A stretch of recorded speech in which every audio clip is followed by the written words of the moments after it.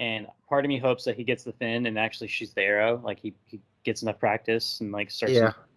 That'd be kind of cool. So was he? Were they with Thor? They came in whenever all the But I mean, um, like pre-snap. Where he wasn't were? with Thor. No, no, no. So, Kraglin. The last time we saw him, he was with the Guardians of the Galaxy, hanging out, but he wasn't with them in the events of Infinity War. so Strange just kind of knew to portal him in. Yeah, I mean, he's like, hey, Yeah. the Guardians need help, and they're like, all right, yeah, sure, we'll Yeah. come help. You just need the army, like Yeah. essentially. He put it together real quick. Yep. But again, he knew it was going to happen, right? So the minute he came back Right. to existence, he was already like, Yeah. We can talk about that plot device. all right, let's do this. 3, 2, 1. And what's up, movie watchers, and welcome to the episode 10 for real this time. Last one was supposed to be 9. My bad. Episode 10 of the Lunar's Cut, your place for long form, raw, and unedited discussions about a TV show or movie that we are passionate about that week. I'm Kim Kaine. That's my boy Jordan. You met him in the last episode. Come join us on the edge of those seats. If this is your first time here, welcome. We're glad you're here to join us this discussion. Secondly, what exactly is this show? The Lunar's Cut is a safe place for us to talk about TV shows and movies. Each week we pick a show, movie that we're real passionate about, talk about the plots, visuals, cinematography, leaps in logic, weird tangents, and anything and everything in between.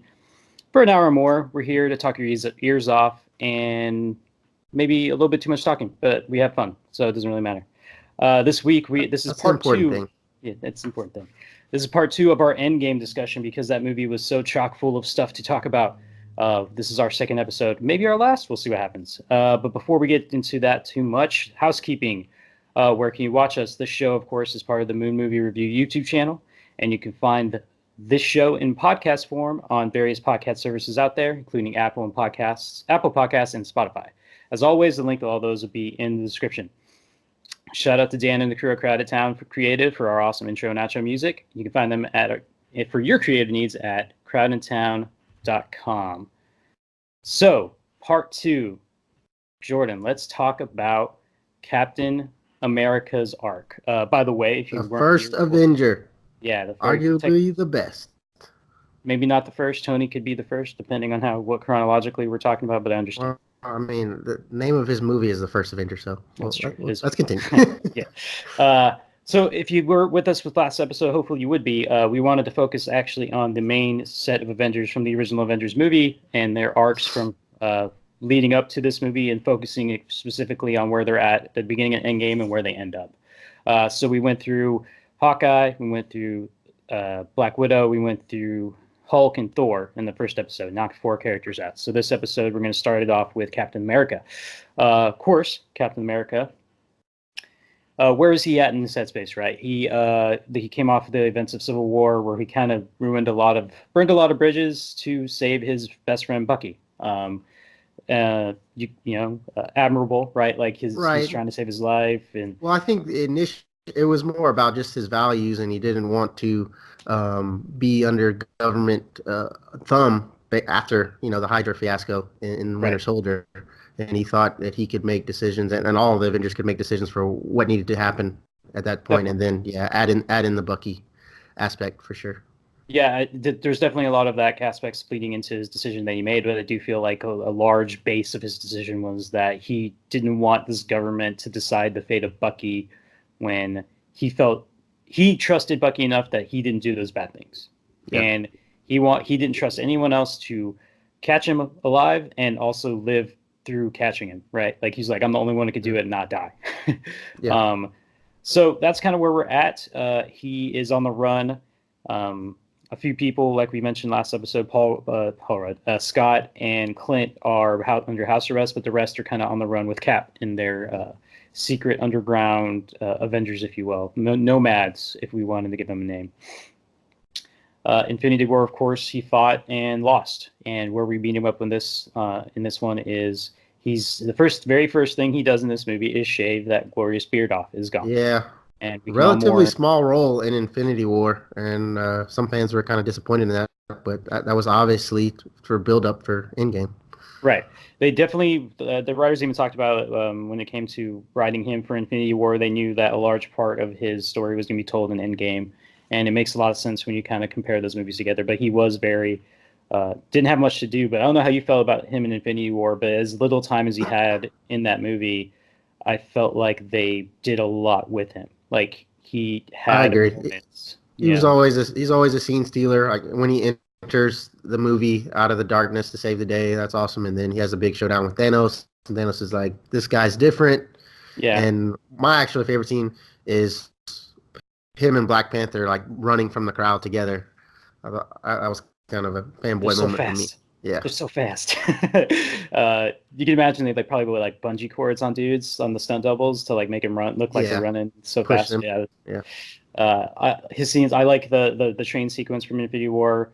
Such a presence, right? You immediately see his silhouette, and even though he has long hair and a beard, which I guess we saw in the trailer, but it's not his normal silhouette. I remember me being like, "Oh shit, here we go. Here's yeah, Cap," and he just walks up, just like stoic, and it's just like, "I'm here." Like he didn't even have to talk, man. He's just like, yep. "I'm here." Throws the No spear. shield. He catches the spear and like just oh man, it's good stuff. Anyways, so everyone loses, of course, at the start of this movie, uh, and we get the first meeting in since Civil War, um, with Tony and Cap. Whenever Tony gets Yeah, flown in by Captain Marvel, and Tony kind of is kind of out of it. He's really malnourished. He's pretty, who knows? He might have lost some, or been in a state of lack of oxygen as well, because they mentioned that right. he was losing oxygen. He's just kind of out of it. And he's like, I lost a kid. I lost. And he's like, no, we lost Tony. Like he's very much kind of like, we all lost. This is all on us. But Yeah. and it kind of leads to the confrontation that happens later after the scene, um, where Tony's getting some IV and they're talking, and he's kind of just calling Cap out. He's like, you weren't there. You're supposed to be Right. there. This is all your fault. Like I tried, like, he's kind of going off on Cap, and I don't know how you feel about it, but some criticisms that may have some merit, right? Like even at the end of the day, decisions were made, and you can kind of be on one side or the other of Civil War, but Yeah. you have to wonder, would they have lost as bad if they were together, as a united front? True, but yeah, I think you said it perfectly. But there was no way they could come together without one of them, going against their values. So Right. it had to be, yeah, had to be that way. And it started, Yeah. yeah. Tony throws in there. I told you I wanted to armor over the world, and Cap's like, yeah, that wasn't gonna work. Yeah, that armor almost crushed the world. Yeah, Yeah. And then he's like, yeah, well, we lost together. We lost together. We didn't even lose together. And I was like, that's a yeah, good point. Like, they didn't lose yeah, together. They lost separately, but they both lost.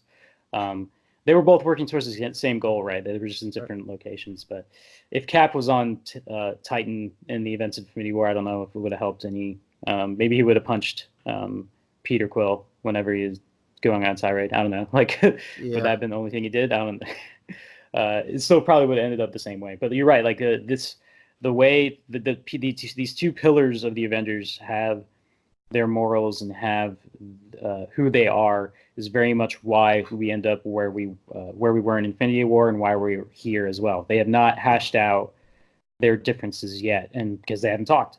yeah. And Tony, of course, is pissed and sad and traumatized and malnourished. So yeah, he's going off, and everyone's kind of just letting it happen. And Cap, I don't even know if he's really even trying to put an argument up at No, the end he's of not. it. He's just kind of like, yeah, well, So Tony passes out, and Captain Marvel's like, hey, I'm gonna go kill Thanos, and everyone's like, whoa. We usually do things as a team here. And she's like, I don't need a team. I've been doing this on my own for Yeah, forever. But anyways, they don't even know where Thanos is, but they end up Nebula ends up kind of giving us the clues, which is an interesting part of the movie because Nebula is like, well, he always told me where he would go. It was the garden. And then we go to Rocket, and Rocket's like, oh yeah, by the way, there's this big energy pulse that was kind of like when Thanos used the gauntlet before. This is where we should go. And it's like, so do we really need Nebula to tell us the right. garden? Like it kind of mixed Yeah, that information. happens a lot in team up movies just to give people different lines and like it's a group effort. Yeah. But anyways, they have the plan. Let's go steal the gauntlet back from Thanos, and let's get our friends back. And Cap is so into this. Cap is so ready.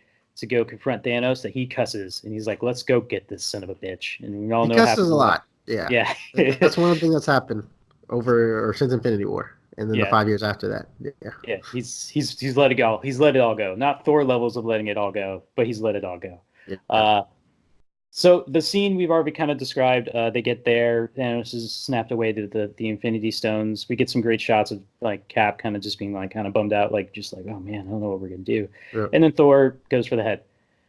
And then we get the great scene or the great screen. 5 years later, we show up, and I wanted to highlight this. If you remember the first time he meets Sam Wilson in Winter Soldier, Sam he's a former soldier and he's running a support group for soldiers dealing with PTSD and other various things and other uh, from ramifications of being in battle and now they're out of Yeah. it. And It's I thought it was reacclimating to civilization. Yeah. right. And I thought it was a great touch to have Cap be that for the people that survived the decimation. And we get a Right. scene where he's the one leading the group down. It's partly you got to wonder how much of it was when his motivations to kind of honor Sam in doing that. Because even when Sam was doing it, he didn't want to be part of it because he's just like, yeah, what am I going to talk about, right? Like, Yeah. no one can, That's no a one good can point. identify with me. I've been asleep for 70 years, and Right. now turns out that's a good similar situation to these people who've been without their loved ones for 5 years, Yeah. right? Um, so I really appreciate that scene. What did you think about this scene? I thought it was a good. No, I liked it. I mean, I think it highlighted the fact that he still wants to help people, Mhm. even though he may not. They have the little Avengers light trying to help out with the crime and popping up in earthquakes underneath the sea. But It's I thought Namor. that was in contrast to the other Avengers that are kind of doing their own thing. Cap is still trying to impact people and trying to be a hero in his own way. Yeah, and uh, he gets that talk, and he has some good talk, and he talks about moving on. But of course, we get the great scene, like I highlighted yesterday, Scarlett Johansson's great performance of this particular scene. Whenever Cap's kind of going there to visit a friend, and he kind of has that line, hey, I always tell people to move on, but we can't move on. Uh, Yep. we just can't. And then we get introduced to Paul Rudd again. I'm going to highlight as much as I can because of his great role, and we get the starts of the plan of the time heist. So Cap, it so when Scarlett goes from her mindset of I want to do something and I want to do more, and then the hope of the time heist plan kind of gets her, it elevates her spirits, if you will, right? Like she ends up smiling at one point when you Yeah. see her, and Cap doesn't have as much of an emotional change, and I thought it was a little bit interesting, right? Like Right. he's very kind of he's kind of in the same level of stoic, being stoic, Yeah. and Even keel. yeah, and even though he's really excited, he's like, we still got to do this right. We still need your brain. Uh, of course, they go back after this, after we get the download of the plan from Paul or Scott, rather. Uh, we he suggests going to Tony. They seem to be on better terms after the 5 years. He does have a look when he sees Cap in the amazing Audi he drove up in. Like, good for you, Cap. Like, good for Audi for keep making cars 5 years Yeah. after decimation. um, and we see Tony kind of have this look, kind of like I don't. It was an interesting look. Like I wasn't quite sure if he was like upset that Cap was there, um, or what he was trying his feelings were trying to describe. Because once he starts talking to him, he's not annoyed that he's there, right? He's just kind Right. of like he's like, oh yeah, you guys can stay for lunch. I really miss you guys. It's been Mhm. 5 years potentially that we've seen each other. Maybe I don't know. But I just the point I wanted to kind of hash out. And you got to wonder, and maybe I'll ask you this: do you think they've ever like hashed it out at this point? Do you think they ever apologized to each other before this Mm, I particular didn't. scene? When I was watching that scene, no, it just seemed like there was understanding there. They both, had their differences. They both suffered this extreme loss, and they respect each other like always. So, Yeah, yeah, that yeah, I makes a didn't lot of think they sense. hashed it out. Yep. Yeah, and so like we said from yesterday's episode when we are highlighting Hulk's arc, they go to Hulk. We get a couple of good scenes with him. We get the great reaction scenes whenever Ant-Man's de-aging and Cap's kind of like, "What's going on? Like Mhm. something's wrong." And then we get another scene between after they fail. If they fail, Paul's seems to be okay. We get that great scene of Paul Yeah. when he's like doesn't know who if he pissed himself or old man pissed himself or if the Yeah. baby pissed himself or maybe he pissed himself. Yeah. um, Cap goes outside. He's real frustrated, and we get another great scene of Tony driving up because he's coming and willing to help, and it's a long shot, right? Like of that car blazing past and driving in, right? Yeah. He Yeah. even drives past him and has to back up. Um, I did wonder why he didn't fly in, but I was like, okay, Tony likes to drive. Okay. yeah. Well, he had to get the shield, right? You can't fit the shield. No, you can't fit the shield in in the spaceship. It Maybe he wouldn't have doesn't been a have. surprise. It wouldn't have been. Oh, I meant just flying the suit. Oh yeah, But, that's true. Maybe yeah, you're right. It wouldn't have been as good a surprise if you saw him holding the the shield. shield. And that's the moment I kind of wanted to highlight. So if there was never a hash out moment, this was a moment where it kind of at least at the very least was a step towards Yeah. them hashing it out. Giving the Uh, shield back after he took it away is kind of okay. Bygones are bygones. We need to get this done. yeah, and it's a great shot of him putting it on. You kind of just get a pullback shot of him having it back, and you're like, okay, Cap is finally whole-ish. He doesn't need the shield, but it's like it's better with him with the shield, right? Like Yeah. it's more visibly good. Um, and so Tony goes into high gear. We get him fixing the machine for time travel. We get a couple like we mentioned yesterday, or in the last episode, I should say, instead of yesterday, since who knows when this is gonna Hmm. go up. Um, Black Widow is very much in charge of trying to plan this out. Cap is kind of taking a backseat ish, like maybe a manager's role of just letting her kind of hash it out and helping Yeah. whenever he can. But he's also in it too, right? Like he's like, okay, we need to kind of think this out. Mhm. And then they find the plan. Cap, of course, in the time heist, his job is to go get the Mind Stone, Loki's scepter, back in 2012. That is his job, and we get it before they are about to go small. We get another, arguably the best Cap speech of this 22 years that Oh we get yeah. to see. Great Cap speeches. Almost forgot about that one. Yeah. It's good. I don't even want to try and recite it. It's such a good, well written speech for the context of everything leading up to it. Of course, it's such a good delivery from Chris. Like he gives a speech in every movie almost, right? Like Yeah. Well, I think it's Captain every America. Yeah. he's got the Captain America speech. We get a great line from Rocket where he's like, "Wow, he's really good at that." And then we get a shot to Paul. Like you said, perfectly. He's the everyman. He's us. He's our avatar in this movie. Who's just all geeked out, like, yeah, it was really good. He's totally into it. And then we go on our little time heist adventure. Uh, I want to highlight just some fun stuff during this adventure, of course. Just some good callbacks to Cap over the events of all of this MCU, right? He has his old suit, which is arguably his worst suit, based off fan reaction, right? Like the Definitely. Avengers suit. It's Yeah, just hard to look at. Yeah. it's rough. Probably With why they got him back from I don't know who they sold him to, but they're like, we can't put this suit, we can't translate this comic book suit on screen, and I'm yeah, glad they finally figured it out. yeah. I mean, Coulson, he's a bit of a nerd, right? Like he made that Yeah, from his fan memories, and they nailed it. If that's what you're going for, it's yeah, just. I think the worst part about that suit's the helmet, and that's it. yeah. Like when the helmet's off, he looks great. He looks better, but it's still not as good as his suit in Endgame is the best. Yeah, Yeah, I agree. He does get a really good suit that we don't get too many shots of, but it is a very good suit.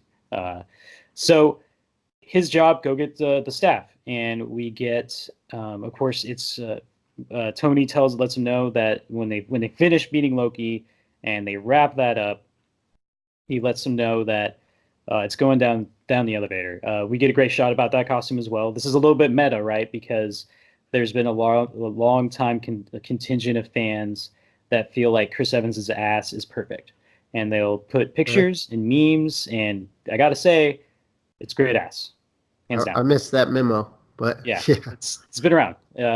And I'm sure they like the actors picked up on it and gave him shit yeah, for it. You imagine they would. And we get a great line again from Scott.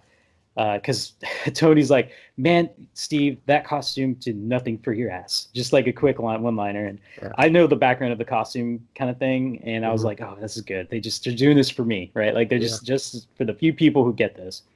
We get a great line from Scott, who's like, you know what? No, Steve. You know what? You know what I think? That's America's ass. Just one of the better lines in the movie. And anyways, he goes about his business, and I think one of the better scenes. I don't know how you felt about it. What did you think the minute he hopped in to the elevator, where we know every member in that elevator is Hydra, and it is essentially a mirror of one of the better fight scenes in Winter Soldier? Like, what were you thinking? Yeah, Winter. That's one of the greatest scenes in the MCU is in Winter Soldier when he fights in the elevator and he realizes they all turned on him. Yeah. And I thought for sure it was going down again, but I love what they did with it. Yeah. I love the Hail Hydra thing. It was awesome. Yeah. They built up the same tension. The clasp of that dude with the gun in the front, right? Like they built it so perfect, shot for shot, making you think that this was going to be a recreation of the elevator fight, and they just subvert your expectations. Yep. And Steve decides to go pacifist on this one and say, no, I'm going to need that scepter. Like, Cap, we can't give it to you because we're Hydra. We need to get it to the Hydra scientist. He's like, no, the director called me, said it was fine. And they're like, no, we can't give it to you, Cap. He's like, no, it's fine. Hail Hydra. And everyone's like, every one of these Hydra nerds is just like, what? We got Cap on our side? Yeah, two words that the audience never thought he would say. And I think that's some character development and growth there. The old Cap, we know his values are way above that. And in this, he's like, this is the smart play. Let me get out of here. And it's great for the fans. Yeah, a lot less complicated, a lot quieter, and it's a good callback for us as movie MCU fans, and also it's a little bit of a nod to the comic book run that was a couple of years ago, where he actually turned out to be a Hydra agent. Yeah, that was a big fiasco. Yeah, because of cosmic cubeness, right? Like all reality changing shit. So that was all very cool, and we get he continues on trying to get away. And we get also another great scene of before this, Loki escapes. And so he's trying to say, hey, guys, get out of here. I'm totally doing my job. You guys are totally sucking at your job. And we meet past Cap with future Cap. And of course, they tell the difference of these two, with one having the crappy helmet on and our Cap having it off with his glorious hair. That they dyed appropriately for the events of 2012. Nice touch. Like, he didn't have that before they left, but he's like, I got to get my hair dye. Get this blonde on. Didn't notice that. Yeah. And so we get a Cap versus Cap fight. And as awesome as it is, the one thing I want to highlight is they're very similar fight styles. Our current timeline Cap, is like, I just need to go. I can't do this right now. He gets knocked down by old Cap, and old Cap's like, I can do this all day. And we get a great line from our Cap, like, I get it. Like, I know. I know. Just a great kind of like laugh for people who I don't think he doesn't overuse that line, right? He uses it pretty appropriately. Maybe just once a movie, not even that. At most, it's a little bit less than that. He uses it in his original movie. In Civil War, for sure. Civil War, definitely. He doesn't use it in Winter Soldier. Maybe when he's fighting Bucky, maybe? I don't think he says I can do this all day to Bucky. I think there's a lot more emotions riding in that fight that he wouldn't say something like that. I think when Bucky, maybe this is just my dream, but I think when Bucky's like just killing him and he's not trying to kill Bucky, he's like, I can do this all day. I'm here with you forever. No, the line he drops was the line that we learned that Bucky said to him at the end of the line. Yeah, I'm with you to the end of the line. That's the line that he drops there. And so that's a great laugh. The fight, he's about to get re-nerked choked, and he uses he grabs the staff, uses the Mind Stone to make him pass out. We get a great callback because he stares at old Cap's ass on the ground. And he's like, that is America's ass. And then just drives off. Yeah. Laughs. I thought that was theater. Yeah, that was definitely out of character for the old Cap, but you can tell as he's grown that he can have a little more humor, have a little more bravado, I guess, as opposed to just being a man of the people. So that was a little bit of Iron Man rubbing off on him. And I thought the fight scene was appropriate length, because at first I was like, okay, old Cap thinks he's fighting Loki, but new Cap knows this is real Cap and he knows his fighting style, so he should be able to end it pretty quickly. but and I didn't think it ran off for too long. We get the ever-present appropriate Captain falls off of a thing and hits everything on the way to the ground scene. So that Yeah, was cool. But twice, because there's two of them. They hit every single freaking ledge on the way down, and he's okay. And he runs off, and he did his job. He meets up with Tony and Scott. They have some bad news. They messed up, and yeah, we're screwed. They dropped the ball. Loki took the Tesseract and his God knows where. Um, it's a yeah. great, Pretty bad yeah, goof up.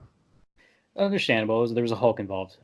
So this I want to bring this up because it sets up. There was always whenever Disney Plus, which is going to be Disney's streaming service, when they announced it, they had also announced that Loki was going to get his own TV show, which was confusing unless you assume it was a prequel because Loki died in the events of Infinity War.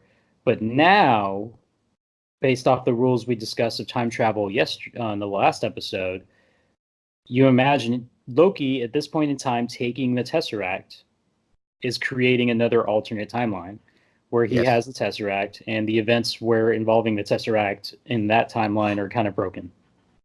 So Yep. they've created an avenue in appropriate comic book form to where they can have a show with Loki doing Loki things if they want. They don't have Honestly, in the multiple timelines they created in this movie, he's alive in a lot of them.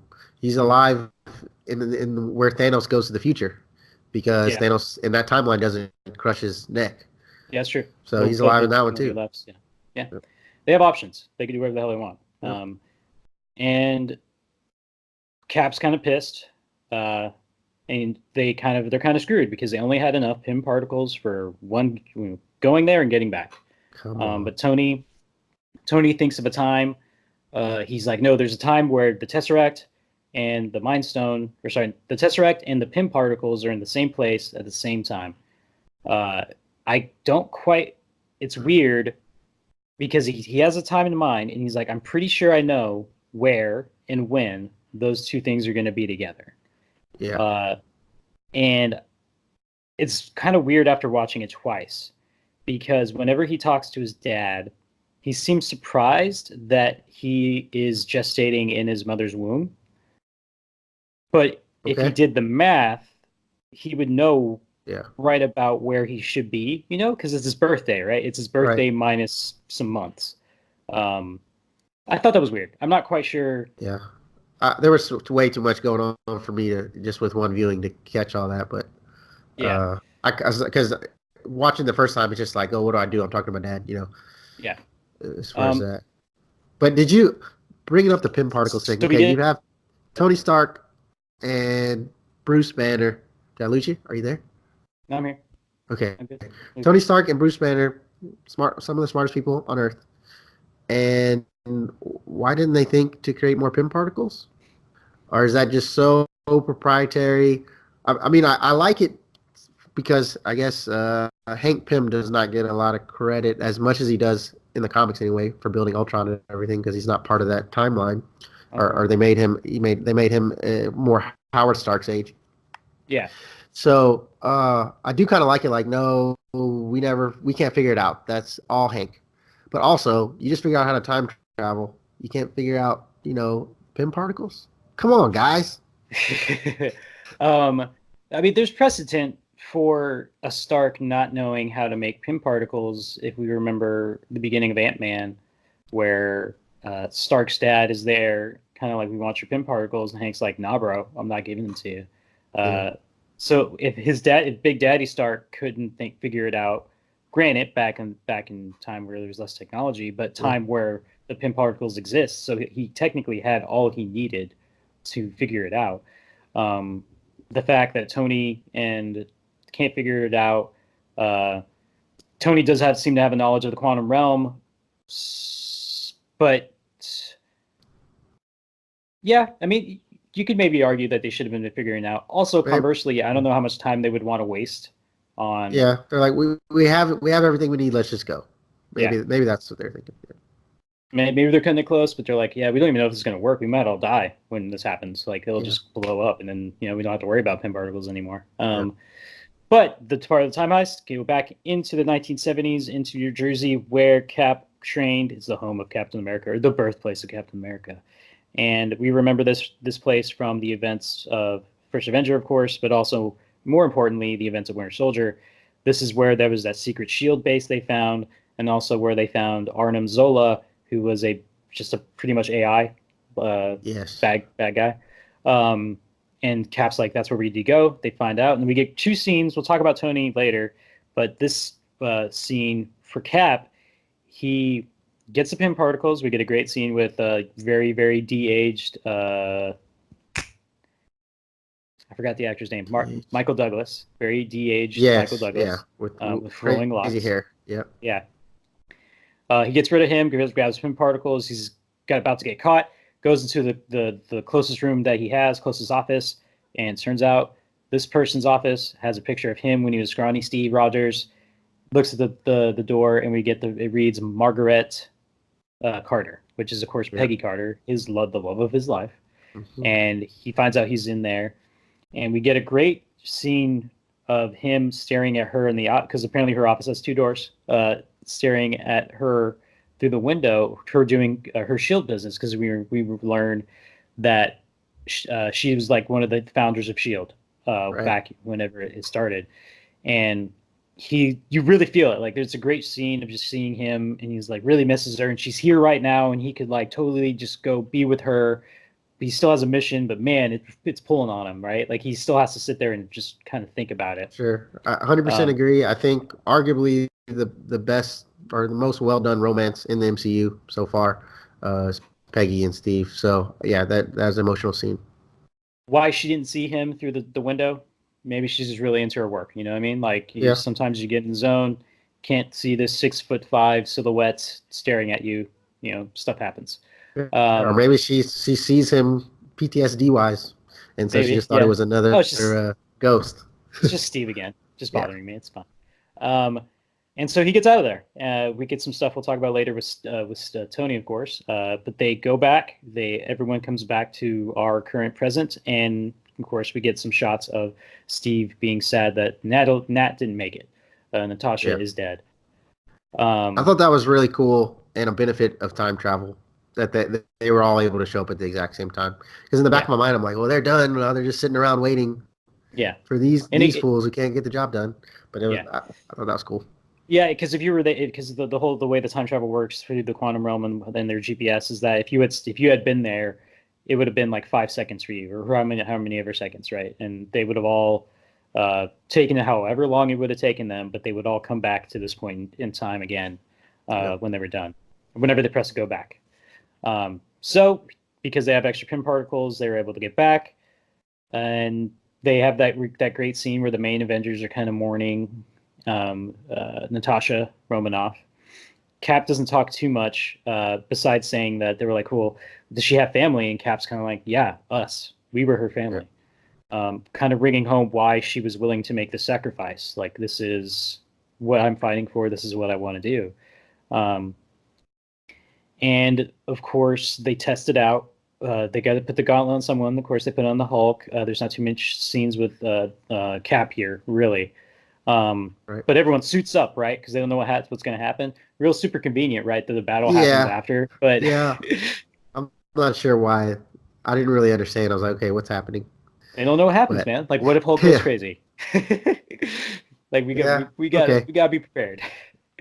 We get the great suit that you mentioned. Arguably, I need to see it some more. I need to see some still photos, but I do feel like that suit was the best Cap suit we ever got. Yeah, it's got the chainmail type of design on it. It's great. It's choice. Of course, through the antics of Bad Nebula, Thanos shows up and destroys the new Avengers place in upstate New York. And Cap, like I said, the big three, Thor, Cap, and Iron Man, have their standoff with Thanos. They're like, yep, it's a trap, but let's go do this. And they go to fight. And, we get some good team ups. Cap throwing his shield again. It's great to see it back. Thor doing his thing. I think they do no, that's later. But the big scene we want to talk about is Thor's about to die. Thor's about to die. And he goes pretty deep. I was into the armor. Assuming if it was rated R, there'd be blood, but there was no blood, but it seemed like it was going pretty deep. Yeah, but he's got a lot of fat cushion, right? Like he'll That's let true. himself go, so Yeah. he's gonna be fine. Um, and we see it. We see the hammer wiggle, and I remember seeing it wiggle, and I didn't think too much of it in the moment, right? Because I'm just downloading all this Like Thor's information. about to die. Yeah. Yeah. And he's like, The he's just axe is calling in it his back. chest. He's just calling it back. But then you see the hammer come at a weird angle, and Hit not, Thanos in the back. Yeah. yeah. And I was like, that's kind of weird. And then it stops in midair like it traditionally does, and we see it swing back, and we see Cap Pass up catch Thor. Mjolnir. Past Thor catches Mjolnir and stands there with the hammer and his shield. And you're just like, yes, finally, Yeah. finally. Like, this has happened in the comics, of course. Cap is one of the people who has been deemed worthy enough to wield Mjolnir Right. in comic history. But also, it's a nice callback to the party in Avengers Age of Ultron where everyone's trying to lift the hammer. And if you remember, Steve wiggled it a bit, just a Yeah. bit, just enough to make Thor freak out. Right. Just like, and So, what is your take on that? Why can't he lift it now? Not just lift it, but he can wield it. so the theory that I've read, and I'm kind of okay with it, is the reason Cap was not worthy during the events of Age of Ultron was that he still had the secret and hadn't told Tony that he knew his parents got assassinated. Yeah. That's still weighing on him and making him quote unworthy. Okay. That's a theory I've heard. That's a theory. If you could, because if you think of Cap, what could you list as negative traits of him that would make him not worthy? Yeah. I mean, completely. If there's one Avenger who's selfless, it's him. Yeah, So yeah, that's kind of really the only flaw, if you could say that. And even in that, it was to protect his friend. yeah. Good intentions, but end up being bad, and and that's why maybe he could wiggle it as opposed to just not being worthy entirely, Yeah. right? Um, and so that's I'm okay with that. I think that actually fits.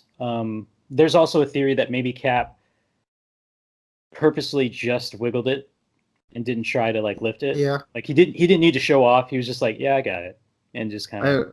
I I know this is kind of going into kind of Green Lantern space, but what about just the will of the moment? Like he That's was at a true. party just trying to show off, whereas Thor's about to die, Yeah, and this is the last stand, basically. yeah, So that's true, and I think that's kind of how the comics go too. Is that he was never able to wield it until the moment when he needed to, and that's because he needed to. yeah, And I feel like that's kind of the comics from what I remember reading up on it. Those the comics are very much like needed the moment on top of being worthy. Um, so yeah, that's also a pretty good one too. yeah, But anyways, we get to see Cap with Mjolnir, and we get to see him kick ass with the shield and yeah. Mjolnir. And Um, he's not just swinging the hammer; he's lightning. It's Shazamming this guy. He's doing everything yeah, he with he the uh, shield. he he must have looked up the move set in the guidebook before he Yeah, grabbed it because he knew all the combos. combos. um, we get a great. My favorite part is he throws the shield and then throws the hammer at the shield. And if you remember in Ultron, they did that combo where the hammer hit the shield to set this concussive blast off, Yeah, and he did that in this too to knock Thanos down a little bit. And I was like, God, that's so cool. They're calling back everything. yeah, Um, but alas, as awesome as Steve is with Mjolnir, he can't defeat Thanos. yeah. It doesn't Um, last long. doesn't last too long. We get some fights back and forth, and we're going to go ahead and fast forward a bit to where it's pretty much just Cap, right? Tony gets knocked out by Yeah, Mjolnir. it's like a Uh, third of his shield left. yeah, he's getting his shield cracked with Thanos' double blade. And if it's great, and I think I mentioned this to you, if from what I hear, and I haven't put this to you, like I haven't done a comparison, but in the Dream and Age of Ultron, Cap, if you remember, every Avenger's dead. That's what gets. That's the bad dream that Scarlet Witch puts into Tony's head is that Yes. he let everyone die. He's the only one that lived, and that was his fear. The shield was broken in that Uh-huh. scene, and it turns out it's the same shield. The same. It broke Same the same pattern. way. Yeah. Nice callback for those who care.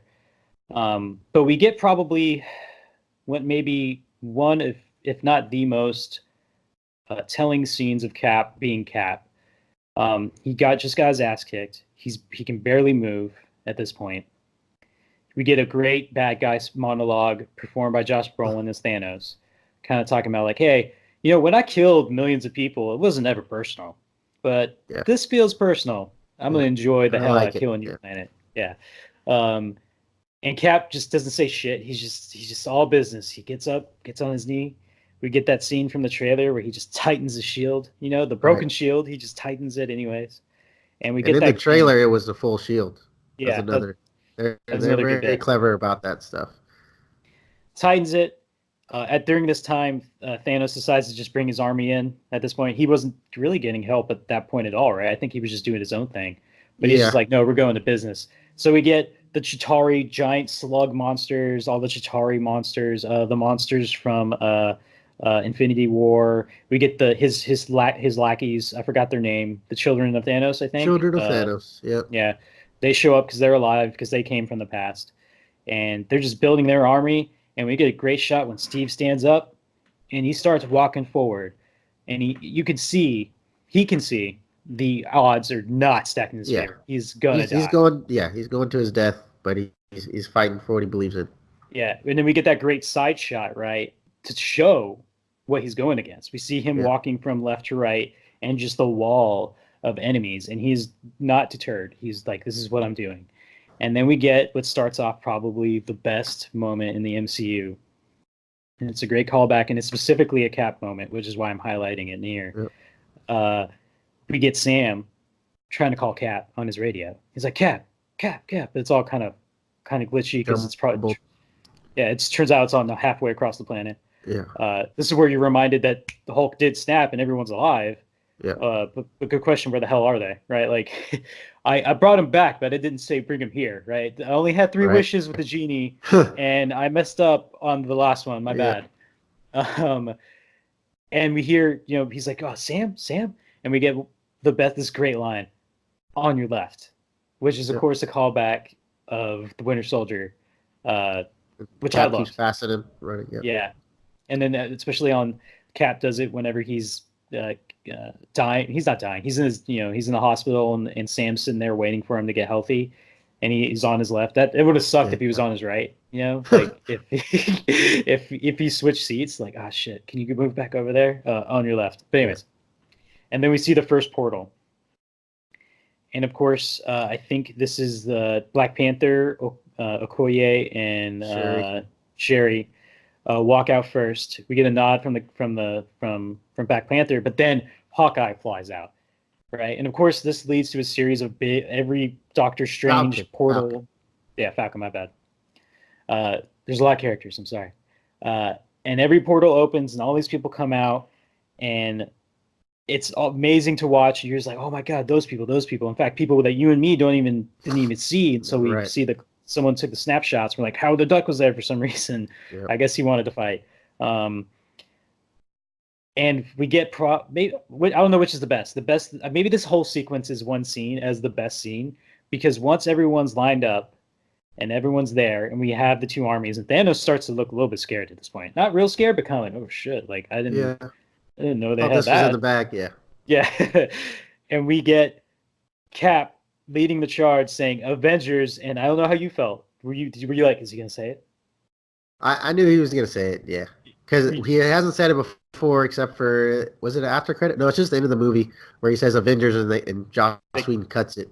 Yeah. When he says he's like, Yeah. just like about to say it, and they cut it. Yeah. Once he said Avengers, I knew it was coming, and I still wasn't ready. Yeah.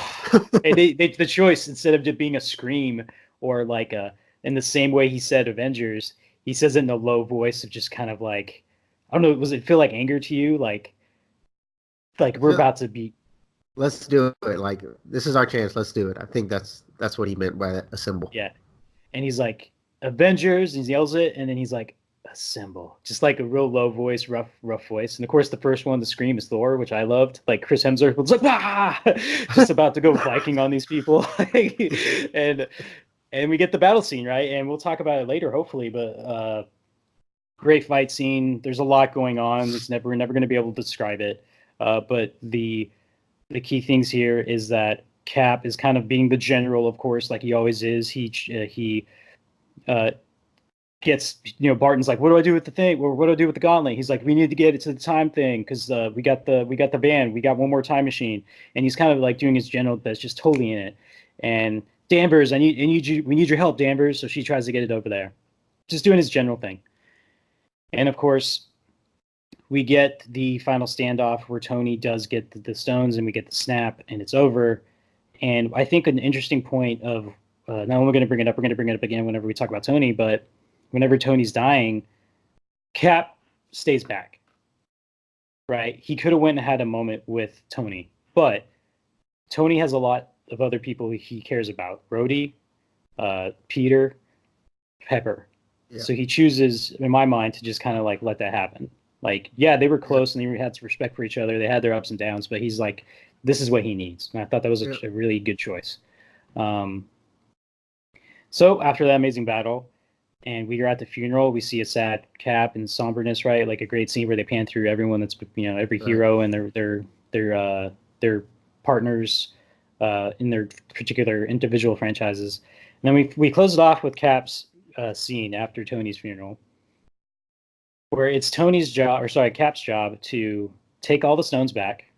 And the hammer. Yeah, and the hammer. Like Hulk promised the Ancient One to take them all back to the moment they're left. Like we talked about yesterday. Hulk's there, takes it, and then Cap's just like, here you go. Like right after, like just walks in, like, there. And she's like, oh, cool, thanks. I guess things went well. Like, right. So that seems straightforward. The Tesseract, putting it back in. He's snuck around. He can get it back into the base. He's fine. What else? What other stone would be tough? He's got re-stab Natalie Portman with the injector. Yeah, that doesn't sound fun. I almost want to see like just a quick edit or like the behind the scenes of him going back and doing all the shit. Like that would be fun on like on the Blu-ray if you had that deleted scenes or something. Yeah, and then taking the staff back's easy. Just leave it next to the Cap who was knocked out now, right? Yeah. Be like, I got it back. I don't know where Loki went. The Soul Stone's the interesting one, right? Because depending on how the rules go, I did hear from somewhere that once the Soul Stone's been taken, Red Skull is free to go. But I like to think that he met with Red Skull and had it like. Of course you do. Yeah, they said red guy, but I didn't think it was this red guy, and just like, well, times have been tough for you, haven't they? Oh, I didn't bring my shield, and I only returned the hammer. This is bad. Damn it! And I guess throws it down into the well. I don't know how the Soul Stone works, but just a little cool thing. And then like we have Bucky and Sam and Hulk waiting for him to get back, and there's a key scene, and I didn't notice it the first 2 times I watched it, but I believe it is that. Before he leaves, he says goodbye to Bucky, his best friend for forever, and he says, a great callback line from the first Avenger. He said, because he's leaving, Cap's leaving. He says, "Don't do anything stupid till I get back." And Bucky's like, "How can I? You're taking all the stupid with you," which of course is a reverse of the scene whenever Bucky left for the war, back when we had Scrawny Steve. Yeah. Which I loved. And that made me tear up. Like, first off, spoiler alert, I cried a lot during this movie. And so there's way too many scenes I could tell you I cried. But this one I did, because I was like, oh my God, I can't believe it. And I think I was too busy in the emotion of that to see that. I think Bucky knows at this point that Cap's not coming back. Yes. See, that's why it didn't hit hard for me, because it was just like, he's gone for 5 seconds, whatever. Yeah. But yeah, probably the second time through, I'll be like, dang. Yeah, I think. I'm gonna watch it again too, but when you watch it again, look at his face. Does it look like a face of like, I know you're not coming back, and this is our goodbye. This is goodbye. No, I also read that he says, "I'll miss you." Bucky says that. Yeah. So he knows, right? Yeah. Like, so it seems like he had already talked to him, like, "Hey, I'm leaving, and Sam's gonna be next Cap. Like, you good? We're good." And good. So he's like, "Yeah, maybe it happened, or maybe Bucky and Steve just know each other that well that he knew from the vibe of what Cap was bringing in that particular goodbye that this is it, right?" Either way, still touching. And he doesn't come back. And Sam's like, "What the hell's going on?" And Bucky doesn't seem to be freaking out that much, but he's kind of like, "That's weird." And he sees, look over there. Yeah. He's like, "Hey, Sam, look at there," and he just sees like a silhouette on a bench. And this is where Bucky had to know, right? Just based off this information. Yeah. He's just like, go ahead. Like, as if like, yeah, it's your turn. Yeah. Like, if you didn't know at this point, this is weird. And so we get another great scene where it finds out that on that bench is old Steve Rogers. Steve decided to stay in back in time, presumably to the 1940s, to live a life with Peggy Carter, get that dance he's always wanted, live his life. Sam's like, well, how was it? And he's like, it was beautiful. Like, I finally Yeah. got to live his life. And a big thing with Cap up until this point is he hasn't really been living a life. Like, he's been fighting whatever fight needed to be fought, unquestionably, because that's all he's known to do. That's Yeah. kind of He's selfless. yeah. And he finally decided, I'm going to take one for me. And what a way to tie a bow on Cap's story, especially the way they end the movie, with which is we get to see them dance finally. For sure. I feel like regardless of the logistical time travel rules, I think thematically this was the best way to send Cap off, especially since Chris Evans says it doesn't seem like he's going to play him anymore. This is perfect. What did you think? Did you like how they did this? I loved it. I loved it all.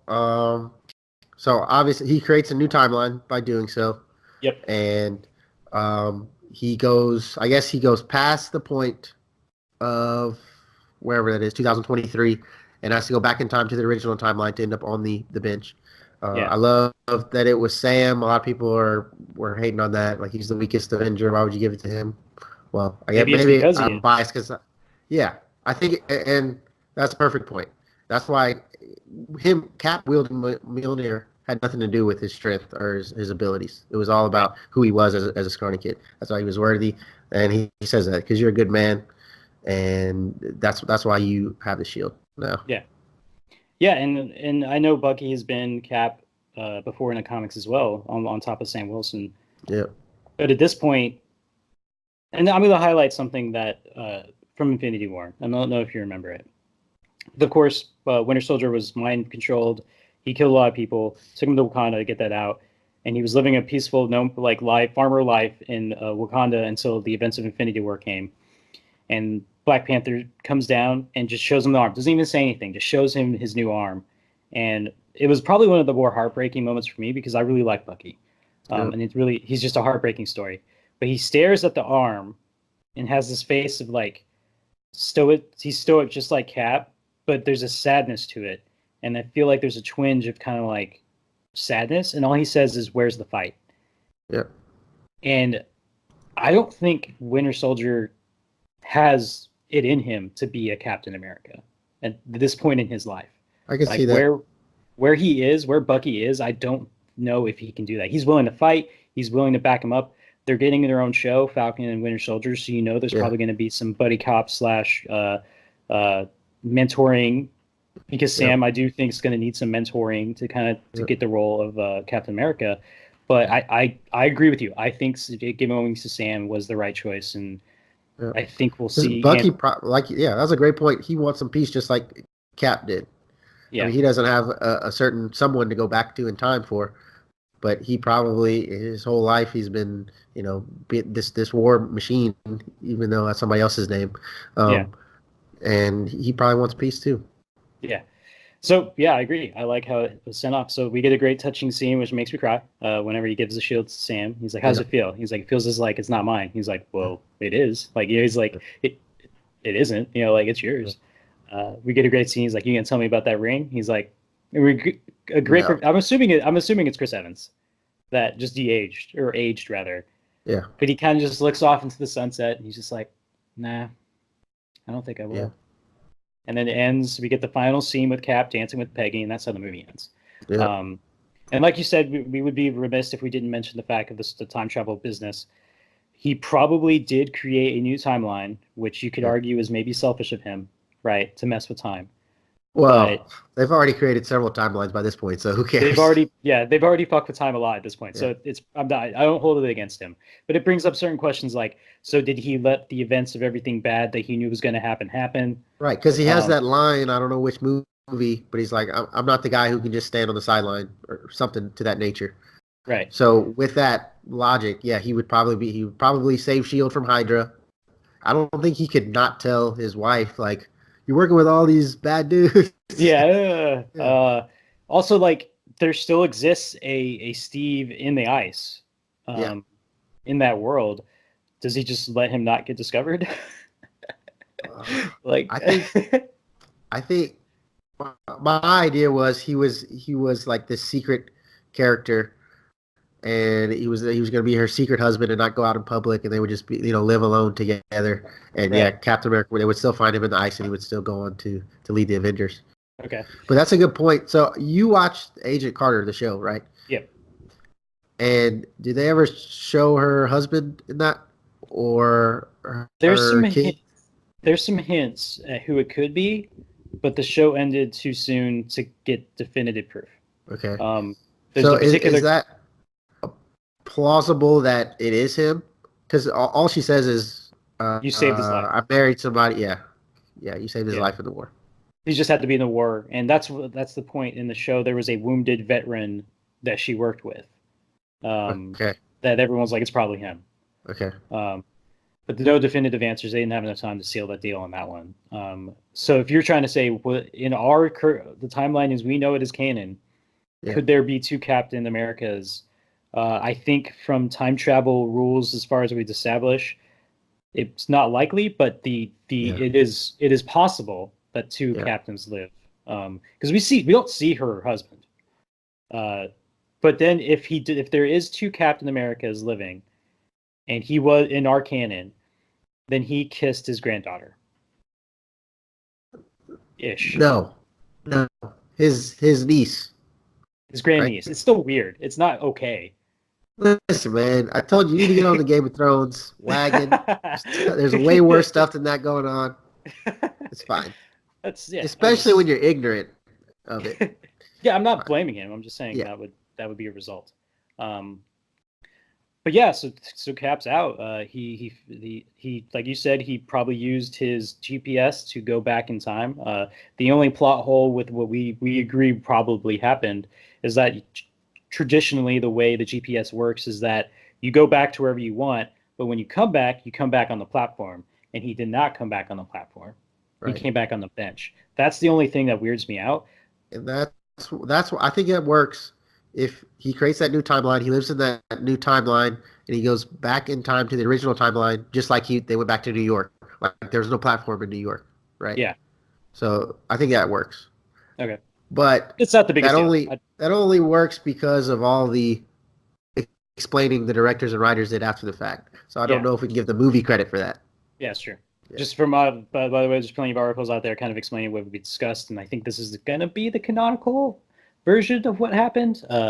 They did make it sound like these stories will get explained in the future. So I'm assuming, and you and me both know that whenever you start creating new timelines, we got to put those timelines back into one timeline at some point, right? That's a comic book event trope. We're going to have to smash all these 18 universes into one because that's how we do things. So you wonder if that's what they're potentially setting up, which would be pretty rad. Like initially, you and me discuss it. Would they do a multiverse type of storyline? And I think when this first started, we'd be like, no.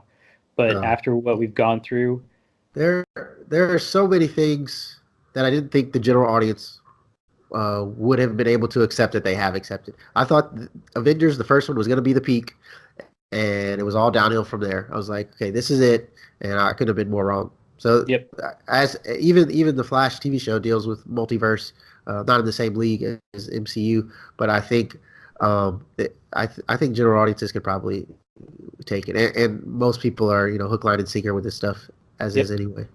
Okay. Well, that is Cap's story. We're going to take a little bit break. I'm going to go take a restroom break. You're welcome to as well, but we will come back for part 2. Spoiler alert. We're going to talk about Tony Stark, the man who started it all, but technically not the first Avenger. Technically not the first Avenger. All right. We will talk to you soon. Be quiet for a bit. I'm going to clap so I can try and find the audio. I didn't even hear yours. I didn't clap. So okay. All right. Welcome back, movie watchers. I'm probably going to keep that in because it's hilarious. This is our continuation of episode 10, Endgame Part 2.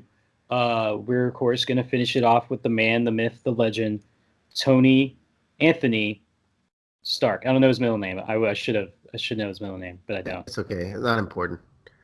But the frenemy, the rival of Captain America, who we just talked about. Correct. So, do you want to kind of sum up where you think Tony is up until this point, up until this movie? I've been kind of talking a bit. I don't know if you want to give it a shot. Well, so in between Infinity War and Endgame, Tony, I think he's tried everything. He is haunted in a sort of kind of Batman paranoia type of way that he knows this evil is looming and he's going to try to do everything in his power to stop it. He has guilt over the mistakes that he's had caused in the past. I'm not a big fan of his at this point. I think his arrogance exudes in every scene. And even after all the mistakes he's made, it seems like he is struggling to learn and to overcome that and be a team player with Ultron, and he feels the guilt of that. And then through Civil War, and he wants everybody to feel the consequences of his mistake in Ultron. And even now, I guess in between or at the beginning of Infinity War, it seems like he is running the show as far as defending the Earth and being the public defender, um, because the nomads, as you called them before, are behind the scenes. But his heart's in the right place. He still feels there's this looming threat, and he wants to be prepared as possible. Always, upgrading his suits, trying to be. He even has. We see his suits are made for space at that time, and he has his mentee that he's been tutoring along, Spider-Man, and I think that gives us is the first hint of him changing. Kind of, I need to be a better role model. I need to, people look up to me, and so Spider-Man is interesting. Even though I don't like that it was Spider-Man, it is interesting role that he took on with him. And then as we see here, he's kind of at peace with dying. He's, I failed, but, I tried my best. And then Captain Marvel comes to the rescue. Yep. Yeah. I've always described Tony in these series as an overcorrector, right? Like Yeah. he goes too far to correct his mistakes. And he does it consistently. So he realizes he's making weapons for terrorists. So, of course, he dons the Iron Man suit and kills all the terrorists. But, of course, that puts a lot of things. Probably not the smartest way to handle it, but it's an honorable way to handle it. You imagine his stock points went down whenever he was doing all that. Yeah. He makes himself the sole protector of the planet in Iron Man 2. He says he successfully privatizes the military. He's the nuclear deterrent. Like you said, he's cocky as hell. And in that one, he hopefully learns some humility and that he can't do it on his own. Rhodey helped him out. Like you say, he's very much not a team player, but he very much learns a little bit of a lesson that he can't necessarily do it on his own. And of course, they deem him not worthy for the Avenger Initiative, and he has to kind of learn again. So it's different teaming up with your best friend than teaming up with a group of people, right? A person like Cap, who your dad envied and worshipped, essentially, from what we get from him. I think that's part of where the rivalry starts. Is I think, at least in the first movies, Tony feels like he didn't get enough love from his father. He kind of has that, like, always trying to please him and never being able to. And then especially, he finally meets the guy that his dad revered. And obviously he can't do anything. And he has that line, like, everything special about you came out of a bottle. Yeah. And so it's like, okay, Tony. Yeah. Okay. All right. It's just the stone talking. It was just the stone talking. What are you without the suit? He's like genius, billionaire, philanthropist. And like Black Widow's like, yeah. And Cap's like, well, in a couple movies, I'm going to wield Mjolnir, so... Bitch. Cap's just like, put the suit on, which is pretty cool. Like, go put the suit on. And so he learns teamwork through the events of Avengers, right? They lose Coulson and that kind of stuff. He saves the world, a great moment of selflessness to take the nuke into the portal. He survives, but he ends up developing some PTSD, which I think is one of the more underrated movies in the MCU, Iron Man 3. And it might be because I am a Shane Black fan. But I really enjoy that movie. especially since I suffer from anxiety and have to deal with mental troubles. That movie, rewatching it for this time when he freaks out and goes into the suit and is like, Jarvis, run diagnostic. What the hell's wrong with me? And it's like, you're perfectly fine. You just had a panic attack. And I was like, they nailed it. Like, that's how freaked out. And you think everything's wrong with you and you can't figure it out. So I have I a do soft think spot for that movie. that one holds up to repeat viewings, and yeah, the paranoia, the anxiety. He's building all these suits. He's trying to get the suit to just attach to him whenever he needs it. Yeah, for sure. And so he tries to let that go in that movie. Uh, and then we get Ultron, of course. The events of Avengers and his anxiety kind of culminate in the not willing to rest until he can protect the entire planet. And then he says it, I wanted to put a suit around the world, is kind of a line that gets brought back up in this movie. And of course, it goes wrong. He creates Ultron with Hulk, with Banner. And if we're honest, it's probably like 80% Banner's fault, 20% Tony's fault. Pretty sure Banner's like, we shouldn't do this. Can we talk to the team? Yeah. So, yeah, Are we about to make another murder bot? I don't want to make another murder bot. Yeah. Of course, Ultron, they try to use technology they don't understand. It was from a good place, but clearly, like I said, overcorrecting, right?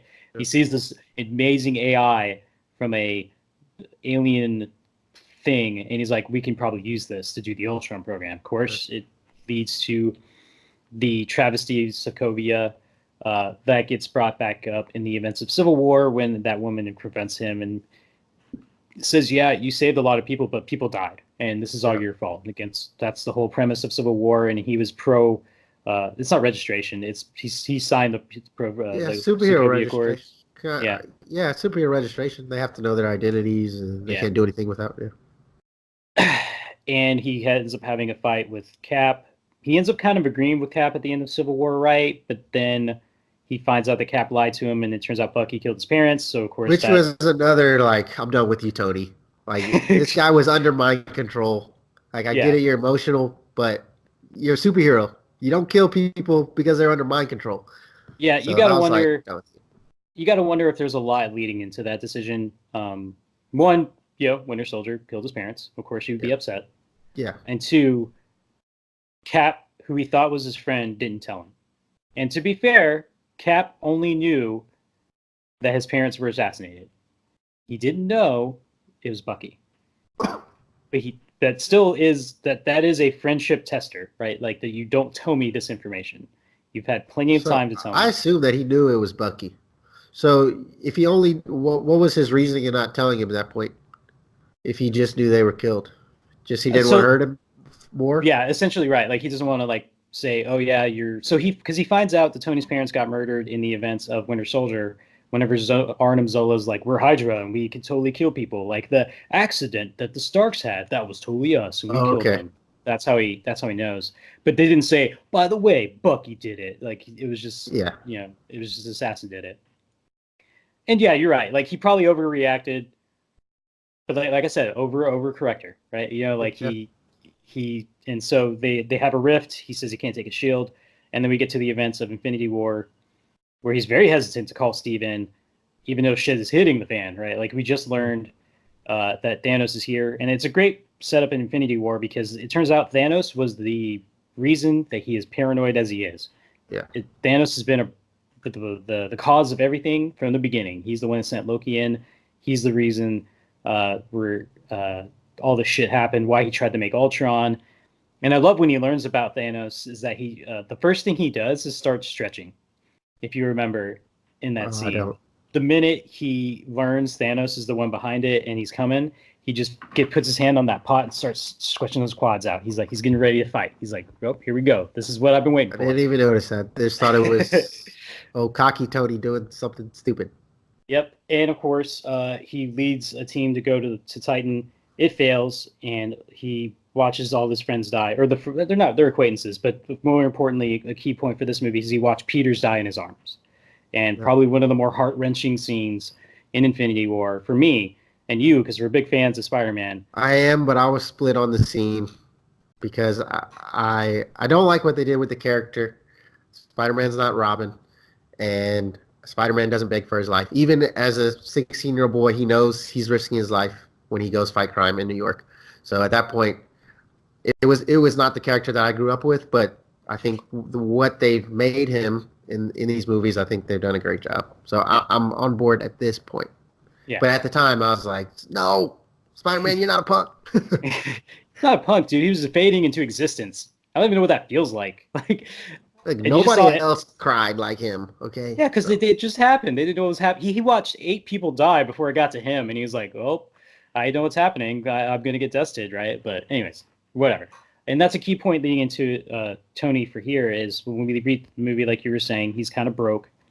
We get some great scenes with him and Nebula playing flag football. He's leaving. yeah. He's kind of leaving messages to Pepper. Maybe that's how they knew where Tony was because he's sending those messages out. Did we think about that? Like I Heather and what did they know they were on Titan? I think they knew. They're you. So they're driving they're driving the I forgot it's a singer's name, but it used to be the Milano, but Milano got crashed, and so it's the new Guardian ship. okay. That's the so Rocket could have been like beep beep beep. Oh Yeah. yeah, it's over there. Like it's fine. Yeah. It's So I didn't even think of that. I just thought they knew they were on Titan, and so Captain Marvel was okay. Fly in between Titan and Earth, and you're bound to catch them. Whatever. So he saves him, like you said. Tony meets everyone. He's very sad. The first thing he says is like, I failed. I lost him. Yep. And we know he's talking about Peter. Yep. And Cap, he's just kind of distraught. Pepper's there. They kind of console each other. And like I said, we mentioned before, he has that huge confrontation with Cap. You weren't there. I wanted to put a armor around the world. I wanted to do all this, and you weren't there. It was your fault. He's very upset, and understandably so. If there was ever a moment to vent, this would be it, right? Like maybe we'll work together beyond this. If he hadn't have been so emaciated, Right. and out of shape, you imagine he probably would have went after Thanos as well. I don't like Yes. if he was healthy, he probably would have done it. I think it's just everybody just has revenge on their mind at that point and trying to fix things. So yeah, I think he would have gone. And probably the like you had mentioned at the beginning of our recordings of this, he ends up having the most to lose because after the 5-year jump, we see that he has a daughter, which was I actually teared up a little bit when I saw this. And you being his new father, I don't know if that hit you as hard as it hit me. Throughout showing how close they were. I mean, not at the beginning. I was just like, okay, Tony has a kid. Of course they did this. But after they showed how close they were and how much he loved her, it did. Especially when he decided that he was going to join the Avengers. Yeah. So he has a daughter again. The Cap, Scott, and Natasha end up coming to get his help. He listens to them, but he's kind of like, I don't see a very high survival rate in this plan you guys have. And look what I got. I have a daughter. Yeah. I married the love of my life. We're in this place by this lake. I'm happy where I'm at. And I'm supremely lucky that Pepper survived. Yep. As shitty as everything happened, I'm not willing to lose this. And so this plan you guys have, I'm not going to help you because we'll probably die. And I'm just not going to help you guys. And he's very cool about it, like very reasonable, right? He makes fun of Paul Rudd, of course. He's like, you basing your time travel rules off Back to the Future? He's like, you idiot. Like everybody should. But yeah. I think and he understands what they're trying to do, but he's just like, I don't see a solution where we survive. It seems like we're going to throughout to go back is what Pepper's been trying to get him to do since he started being Iron Man. Is like, okay, stop risking your life all the time. Let's start a family. You need to be here. You're being paranoid. Like, there's only so much you can do. Yeah, and there's even hints. Was it hints in Ultron that they're on a break, if I remember correctly? Where no, Civil War. It's Civil War. He's like, she said stop doing this, and I can't. I just couldn't. And he's like, I'm tough to be in a relationship with. It's my fault. And Steve, in an honest moment in Civil War, is like, I'm sorry, Tony, I didn't know. Like, he's actually like, that's a bummer, man. But he's like, I don't have anyone, and I've been doing this. I can't relate. It's like me and you relating. I don't have a girlfriend, so I don't know. I don't have a kid. Like, yeah, I'm sorry, but I don't know. I've just been living this life. And so we have some great moments with him and his daughter. We see him after the other team goes to start off their time heist planning, unsuccessfully, of course. He solves the problem in his spare time, and of course, he's always been a tinkerer, right? Like he created Very a Tony Stark fashion, just yeah, throwing out ideas, and Jarvis, or this time Friday, does the work for him. But whatever. yeah. Just kidding. And he's done this, right? Like he created an element in his basement in Iron Man Yeah, 2. He's done shit like this all the time. You imagine he's an engineer, he's a problem solver. It's in his yeah, head. He's like, whatever. Like I'll half-assedly try this. And yeah. the key thing I want to point out is that there's probably time that's passed since, like it wasn't like a night. Like that, I remember thinking about it initially. Like, did he solve that in a night? We don't know. We don't know how much time Right. passed. Like, who knows if it was I like assumed it was pretty day. quick, and it goes back to his. So yeah, he finally found peace, but there's still that in him, and why Pepper is so easy now to let him go after 5 years of being away from the superhero life and just being at home with his family. She's like, there a piece of you is missing. Yeah, Like you still have this drive, you still need to go out there and do this, and I'm okay with it now. I finally see that for you to actually be at peace with yourself, you can't just block off your superhero side. You right. have to be Iron Man as well. Yeah. And so And yeah, the great scene we have there is that after he texts his daughter in, and his daughter's like, "I love you 3000," and he comes downstairs. He's like, "We're not counting, but she loves me 3000," and I'm pretty yeah, sure like in 600 to 900. Uh, and he's like not paying attention to her, just looking at the solution on over there, and she's like, "Yeah, composting, it's real awesome." And he's like, "I did it," and she's like, "What?" She's like, "I did it. I figured out time travel." just, just, which I guess for her is like, yeah, that's kind of scary, but I'm not questioning it. Like, yeah, you're Tony. You probably did, I guess, if that yeah. was Like what you wanted to. you built a Iron Man suit in a cave. Yeah, Yeah, yeah, and like you said, she kind of highlights the fact that she's always been trying to change him, and that's the one thing she's failed at since they've been together. And the key point that she says, he's like, I could end it. I could delete that. I could put it into a bottle and throw it into the lake.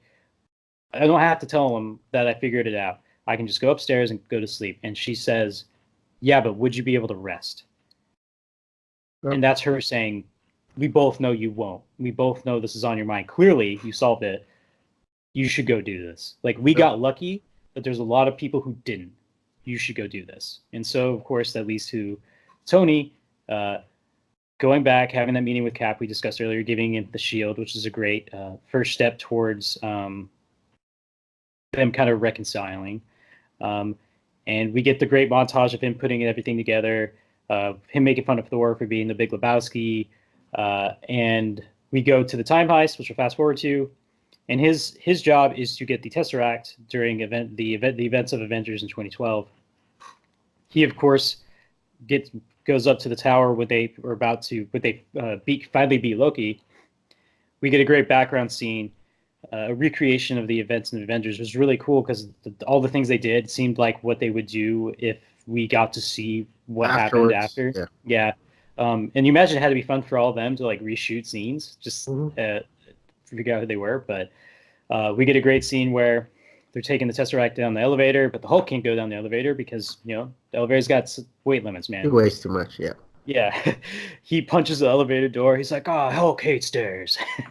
We yeah. get some great comedy of him down the stairs, and he's just like, oh, so many stairs. Like, I did um, not know where they were going with that. I probably should have. and the plan is Tony's downstairs while they're walking towards the exit, Thor and Tony with the Tesseract. They get stopped by Robert Redford's character, the director. Alexander Pierce. Yes. And he has in tow with him the fantasy football expert, Mr. Roto himself, as a cameo I didn't see coming. Huh. You Okay. didn't see that. Catch it next time. He's on there. It's Matthew Berry himself is Huh. one of the agent with him. They're like, we're going to take that because they're Hydra, right? We're going to take Yeah. that with us. Well, I don't know. I don't have an argument. And Tony knew this happened, so he's like, all right. He flicks Ant-Man. But earlier, he flicked Ant-Man onto Tony. The plan was to short circuit Tony's heart real quick, have everyone freak out, push the case to our Tony, walk out, plan perfectly executed. Yeah. Of course, these hijinks of time travel and time heist, that's not how it works. Because right when Tony's about to leave, he gets hulked because the Hulk comes out of the stairs Man, and oh just man. knocks him down. And he's like, oh, Didn't I think hate it through, stairs. Tony.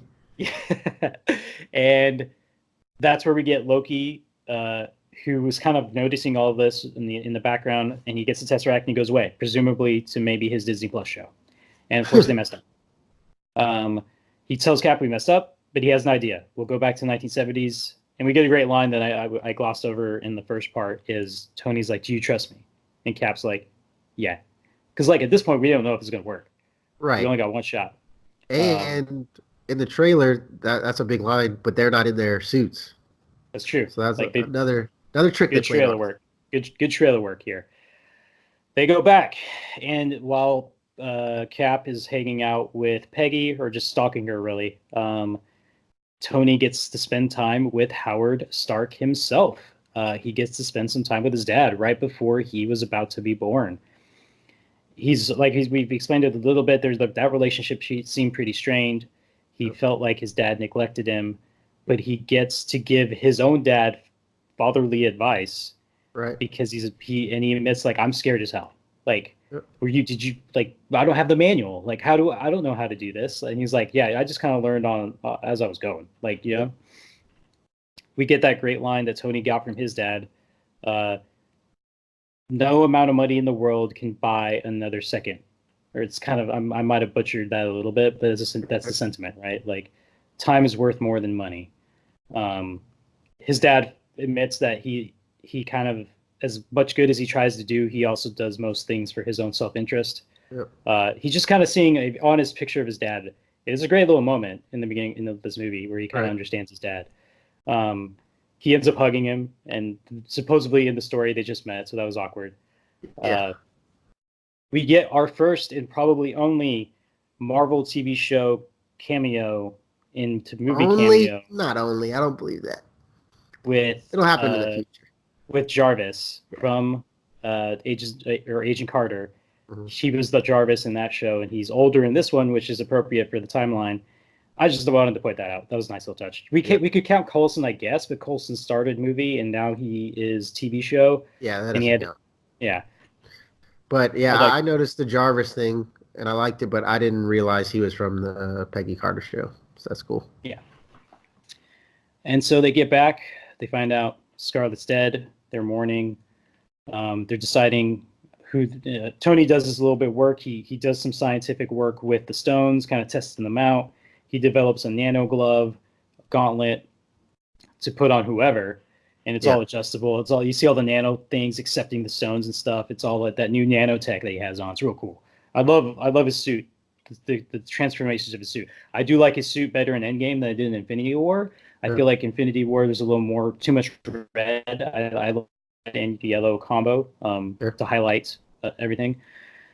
And of course, crash, boom, Thanos here. We're gonna have our fight. We get some great fights with Tony, busting out all those little gadgets and nanotech. We get Which he means gets he knocked. has been tinkering over the past 5 years. So, Probably, right? Like what else is he doing? He's raising yeah. his daughter, but that's easy, Yeah. right? Just keep him in the corner, give him some food. Yeah. And during this fight, we get the great scene we mentioned before. On your left, Cap, everyone shows up. One of those being Pepper Potts in the suit that he had made her. There was a great line where he his daughter found the helmet. And he's like, "Oh, you went, you explorer like me." That was in that little cute little moment there. So we see Pepper, who's not her first time in the suit, right? Like she's been in the suit in Iron Man 3, so it's not totally out of the realm. Yeah. I knew it was coming eventually, and I wasn't surprised, but I could see some people not knowing who it was because it's a quick look of her face before her helmet comes back on. I did Um, not think. Yeah, I guess I wasn't surprised once she was there, but I was surprised that she would show up to the final battle. I thought if she was in the suit, it was going to be to protect the daughter or to maybe protect Tony. It's somewhere other than the final battle, but I thought it was a good inclusion. yeah. I bring it up because we get a great his and her Iron Man scene where they tag Yeah. team, go back to back, and start blasting and stuff in this battle scene. That's a cool little highlight. Uh, Tony probably does a lot in that battle, but there's a lot going on, right? Like I'm probably Yeah. gonna buy the 4K Blu-ray and have to pause, rewind a lot to understand fully what the battle is going on. But that's a highlight. Tony fights Thanos a little bit. what else does he do? We get a great scene with him whenever Doctor Strange is there, and Doctor Strange is doing his thing, kind of doing some magic stuff, and he's like, "So you said Is this 4 it? million? Is this the one? Is this Yeah. it?" And he's like, "If I told you, it wouldn't be the one." And Tony's like, "Okay." He's Right. like, "All right, man, I And can't let really me argue just with say, that." like, ingenious or cheap plot device, but it basically throws out all of our. We can't question anything after that.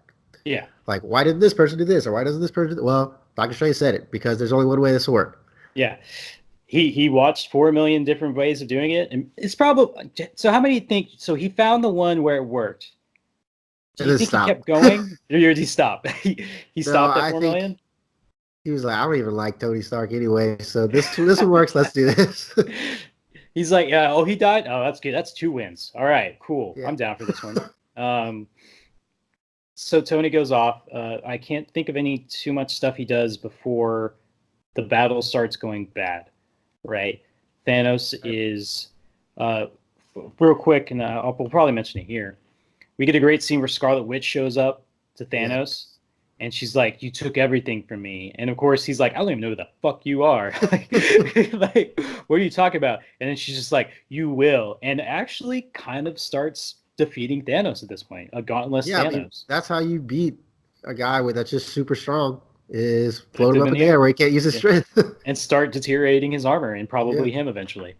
Of course, Thanos calls in the airstrike, which is his last ditch effort. Of course, his buddies are like, "Well, we have our troops here," which they don't give a fuck about the troops, right? Like Infinity War, they let them all die. Like they were Yeah. dying to get through It was the very Ramsey Bolton of him. yeah. Game of Thrones reference. I'm sorry, It's fine. It's for the listeners. yeah, that's good. I'm glad we're bringing some Game of Thrones information here. So of course they start dropping bombs. We get some Doctor Strange and his cohorts putting up shields. People are kind of getting hurt. Doesn't seem like too many important people are dying. Just the red shirts. Like it's some background Yeah. people. Well, they've just came back from Yeah. 5 years, so They just came back. They're back alive again, and we'll kill them off. It's fine. they're having some close calls. Spider-Man's having some close calls for Yeah. sure. We'll kind of highlight that Hawkeye. too Yeah. after we finish this one. This is one up, but the key thing is that Captain Marvel shows up. Right, the ship Yeah. starts aiming at the sky. You're like, "What the hell is happening?" Did you see it? I was like, "It's her. It's gotta be Cap. Yeah. It's gotta be Captain Marvel."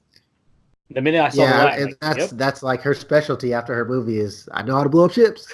I know how to go right through ships and destroy them. Yeah. I'm pretty good at it." And so she does. And we get a quick fight sequence where Cap is kind of Captain Marvel. Sorry, I wonder if I'm going to start calling her Cap from now on, like when I do No, recaps it's of these not right. movies. It's not right. No, You can't even call Falcon Cap. It's not right. Danvers is kicking Thanos' ass with the gauntlet. So Thanos was able to get the gauntlet. It Tony also tries to seems wrestle like up. you've seen it twice, but it seems like he's not using the gauntlet. Like he doesn't He doesn't know. really have a chance, right? They know how he uses it. You have to select the stone and then close your fist, and then you can use its power, right? There's a video game mechanism that you Yeah. have to go through to be able to use it. And so they kind of figured that out. So that's like the minute he gets it on, Tony's trying to rip it off and stopping him from being able to close it. But in particular, I wanted to highlight is that Captain Marvel is very much about not letting him close his fist. Yeah. Like the minute he has it on, she's like, "I'm not letting you close it." Putting her foot into his fist, grabbing him with her hands. We get a mirror image of the Cap scene from Infinity War, where this time Cap is holding his hand and like totally not even struggling. Yeah. To the point where Thanos headbutts her, and she's like, "Bitch!" Like she didn't even Yeah. like. Oh, that was a little over the top, but yeah. And Thanos does something really cool, where he rips the Power Stone off the glove That to was take awesome. it in his hand and get some power, and just punches Captain Marvel, God knows where, right? Like wherever It the was hell it was similar to how he punched Captain America in Infinity War. Yeah. Yeah. And she's down for the count for at least the time being. So I wanted to highlight this is where the tide has turned. Thanos has gotten the gauntlet. He's about to do the business. And in this moment, Tony sees what's happening and looks at Strange. And Strange just kind of looks over to him and kind of just says a little finger. Yeah, Says a this is little one. Says a little one. And Tony understands. Tony goes straight for the gauntlet. They wrestle with it for a little bit. Thanos bitch slaps him essentially, like get off Yeah. me. And he goes for the snap, snaps, nothing happens. And Yeah. he's like, oh, and then we get a shot. Tony, the what I loved is that when I'm assuming what happened is when he grabbed the nanotech gauntlet, his nanotech started doing nanotech things, and I imagine him like just kind of like migrating from one glove to the other while he did that, Yeah. like that, I and agree. that's why we get in the final scene. They kind of are, they're not in the final place yet, and they kind of They're get put in still the moving. place. Yep. Yeah, and before that, if you remember, Thanos' big line was, "I am inevitable," because he saw other Thanos say it. Right? He's stealing lines Yeah. at this point, right? Thanos does not Yeah. have an imagination. Let's be real, right? Like he's like, "I'm gonna put It that was line." me. I can steal from myself. I can plagiarize myself. uh, the other past future self. Thanos is like, I'm inevitable, snaps, nothing happens. Tony has the thing, they go into place, energizes up. You see like the decay start to kind of go up his arm and kind of up into his face. This is really bothering him more than Hulk did. That's Yeah. what I remembered, is that this is affecting him more than it is visibly than it was Hulk. And we get with the line of lines, right? The line that started this whole thing off. And he says, I am Iron Man, and just Yeah. snaps. And of course, his snap was to kill all the bad guys. Probably didn't kill Gamora. I don't know. I don't know what he Right. wished. Like, it was like anyone who's loyal to Thanos dies. Anyone who's ugly dies. I don't know. Yeah. But all the bad guys die, and of course, Tony's only human.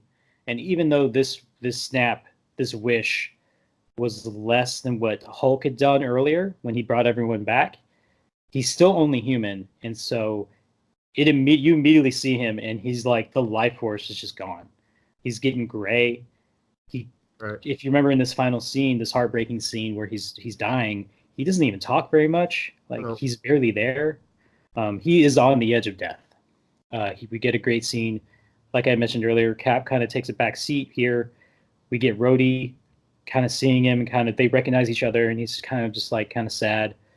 We get a sad scene where Peter shows up in That was a great. of Infinity So War. as much as I hated the Infinity War one, I think it paid off. Yeah. Here. Yeah. Peter's he's like, I just got you back. We missed their scene, remember they hugged earlier when Peter was back, which was a great scene where Peter was like, oh my god, we were on Jupiter. You remember Jupiter? Yeah, we were totally there, and I died, and then Doctor Strange was there, and he's just doing his Peter thing, just talking too much, and Tony's just kind of like happy, like this, like the eternal happiness, and just hugs him for the first time, like a real hug, not trying to open the door, a real hug. Yeah. And Peter's just like, oh, this is nice, and so they just had that moment. It just happened, Yeah. and now he's dying. So we get a great scene, and I like that Pepper. And before his decision to help the Avengers, he looked at that Peter picture. Remember, at his house. At his house, he had that picture of Tony, or Peter and Tony, for the internship, but the document was upside down. I don't know if you noticed that. It's just this goofy picture. It was a great point, and that might have been a large driving force. That, like, when Pepper reinforces, we weren't all so lucky. Yep. Right, and that's Peter would be an unlucky one. Yeah. First thing he says on Earth is, "I lost a kid." Yeah. Yeah. So, and I like that Pepper kind of gives them time a little bit, like, because she doesn't immediately say, "Well, I'm his wife. Get away! I want a moment." He just Pepper was clearly been preparing for this since he first put on his first suit. Yeah. So I think she's at peace with it. Yeah, and in fact, I think this might be the only time Tony talks while he's dying is whenever Pepper's there. He's kind of like Pepper, like he sees her, and like you said, she's been preparing for this because she doesn't break down and cry yet. She puts his hand on his chest. Tony puts his hand on hers, and we get that great line and callback where she's like, she says, "We'll be okay," and I'm assuming, kind of meaning everyone, but mainly meaning me and Morgan will be okay. You can rest now. And that's when Tony finally lets go and dies. That reassurance. Yeah. Then, of course, this is when Peggy breaks down, or when Pepper breaks down. Mm-hmm. When she finally cries is when he's passed on. And then we get the funeral, but there's a little video that Tony had shot before. about, which is the background narration to the montage of showing everyone in a happy place now, like with their individual families. Very touching stuff, very sad. Yes. He's like, I hope everyone can celebrate. And of course, in Wakanda, they're celebrating, and the Ant-Man's family is okay. And he says, the last thing he says to his daughter, of course, in the thing is like, I love you 3000. And the daughter's like, it's just hitting your head in the heart. Like, we're just this constant heart feelings throughout the rest of the rest 30 minutes of this movie. And of course, the touching point of kind of representing us as fans and people and movie watchers letting Tony go is that there's a little Viking boat, and it has that present that Pepper gave Tony in the original movie Iron Man whenever he got rid of his arc reactor, and it says proof that Tony has a heart, and puts that on the little boat and pushes it out to the lake. And we get that pan of everyone in the funeral, and that's kind of Nick Fury finally showed up. Yeah, he was kind of whatever, and that's kind of how we ended. What did you think? I mean, I know you're not a big fan of his, but did you like how they? It's about time that dude died. Thank you. No, I thought it was great. I mean, I don't think you can talk about his arc without Captain America and how they just mirror each other all the way, and how Captain America's completely selfish, Tony Stark's completely selfish, and then how that kind of switches finally at the end. And we already brought up those two lines they tell each other, where Captain tells him, you're only a suit. Or he says, you never be the guy to make the sacrifice play, and that's how he ends. Is doing that. Yeah. So I thought it was great, but like I said, knowing in the comics that Nebula puts on the gauntlet, and obviously she's half machine and she could probably take it. It's like there are, and all the other people that are stronger than him on the team, like, what about him? What about her? And it's just like, well, Doctor Strange with that plot device is perfect. Yeah, only one. I watched the one Nebula where you put it on, didn't work because you want to know why? Robot hand. It doesn't fuse. It needs organics. We tried it, nothing happened. We died. You got punched in the face, and then you took the gauntlet and snapped, and everyone died. I was good with the daughter relationship was great with her, and then she brings up the hamburgers, and that's the first thing he wants back from when he gets back to the States in Iron Man 1.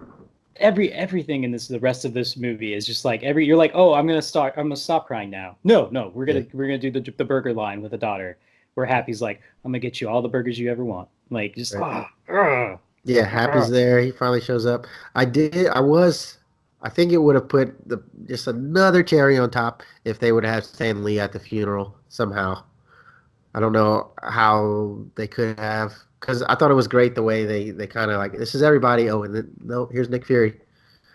But especially with Stan Lee passing, it would have been like just one more, maybe the 10th cherry on top. It's tough to put him in that moment and not have it to have it make sense and not stand out and kind of ruin the flow of that great panning shot whenever we see the groups of people standing there. He does get his final cameo though whenever he's like, "Make love, not war," while passing the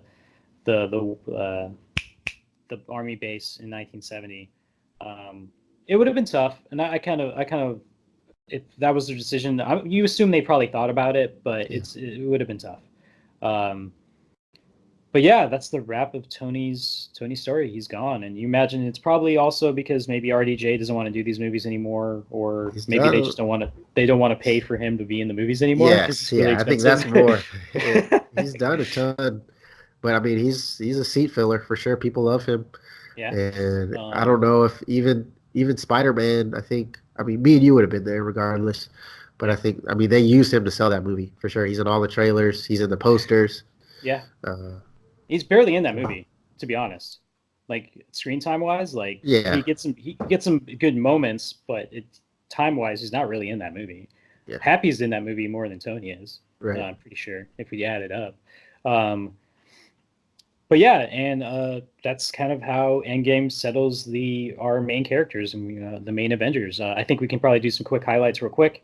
For instance, we get Peter going back into his regular life 5 years after the fact and meeting his friend Ned, who's insane. So presumably he got snapped as well. Yeah, it would make sense, right? And he got snapped and didn't know what happened. Like, so they got snapped, he got back, but you assume the news was probably talking about the shit going down around the world, plus this huge battle of the ship that dropped on the Avengers to like location. Yeah. So maybe he was like, oh, Peter might be there. Is he alive? Right? Like, so they probably didn't know if each other were alive at that point. So that's a good touching point. And so, honestly, this movie and the events that happen in it make the trailer for the Far From Home may have a lot more meaning in different contexts, right? Like now, like there's a whole point in the trailer where Spider-Man's like, I don't want to be Spider-Man. I just want to be a kid. And you imagine that's probably because he just watched his mentor die. Yep. And he's been through some shit. And he's just like, I just want a vacation. Maybe he's even thinking about not being Spider-Man anymore, potentially. Like, I don't know. Like he's just a kid. And he died kind of. Like maybe. I don't know what happened. Like maybe they were sent the Soul Stone. Who knows? And now his mentor is going to be Nick Fury in the new movie, which I think is a nice switch up. He gets to be undercover agent of Shield or whatever. Which is more in line with the comics and the cartoons that I grew up. He dealt a lot with Nick Fury, and Nick Fury won't have that tech crutch for him. Yeah, cool suit though. Looks real cool, the black one. Yeah, like we already mentioned some of the Disney Plus stories that's set up. I don't think we need to go into them anymore. Key highlights during that battle scene. We already talked about Valkyrie and the Pegasus. Yes, Spider-Man gets a ride on it. Yeah, Spider-Man does a lot of really cool things when he swings in. He gets to get the gauntlet for a bit. Instant kill mode. Yeah, instant kill mode. That paid off finally. God, that looks so awesome. Like his eyes go red, the arms just start stabbing everything. Yep. I was like, Jesus Christ, it is instant kill mode. Like, holy crap. I got this. I don't got this. Gets to ride Mjolnir. That's probably fun for him. He gets real beat up. And I like the scene whenever Captain Marvel shows up and they're like, Captain America's like, hey, Danvers, we need to help. And she lands and Peter's just there, all bloody, holding on to it. And he's like, hi, I'm Peter Parker. And she's like, hi, hey, Peter Parker, you got something for me? I like that moment. I thought that was pretty cool. And then, of course, we get the scene. And I think you kind of said you weren't sure if you liked it. It was a little bit on the nose, but we get the Avengers where we get introduced to the A-Force. Is that what they call it? That's what they call it, the all-female team. Yeah, I just think it was really manufactured in that time. There was so much, anything's hectic. Everybody's just trying to survive and keep the gauntlet away. And then it was like, okay, lady. All right, there's three of us. No, another lady. I'm like, okay, guys. So it took me out of the scene for a second. I mean, the intentions are great. And, I'm all about feminism, but I think it just took me out of the moment for a second. It's the moment itself is pretty badass to show all of the women of the MCU in all their might kind of show up. And then honestly, it's a mirror of maybe I honestly am fine with it. It didn't take me out at all. I kind of I was like, meh, nose. Yeah. I'm enjoying this. I'm on this ride, right? Like I'm fully in this fan. And also the audience changes the way I view things. So even in his last line, I am Iron Man, there's like the audience was screaming, in between I am and Iron Man. I'm like, let me just take this in. Yeah, let me experience this, God. Yeah, and so same thing kind of with that scene. The audience is either sighing or moaning or whatever whenever each woman kept popping up. And a lot of the reason why it didn't bother me too much is because this was a mirror image of the scene from Infinity War whenever Scarlet Witch was about to get killed, and that one lady was like, you're going to die on your own or something like that, and then Natasha, Black Widow and Okoye show up. I thought that was a lot more natural. I thought it was a lot more natural than Endgame. But there's a lot more women in here, Jordan. Like there's a lot more women to be able to say we got your back. Yeah, that's true. But like so to me it was fan service, just like this fan service of whenever Cap and Thor grab each other's weapons for a hot second, and Thor's like, "No, give me the small one," or you have the small one, and takes back Stormbreaker. Is that fan service? I feel like that's just comedy. Yeah, I don't think any comic book fans wanted that. I just thought that was funny. Like it's like, "No, give me the small one." Yeah, it's just that's just comedy. But fan service to me is Cap wielding the hammer. Yeah, that's true.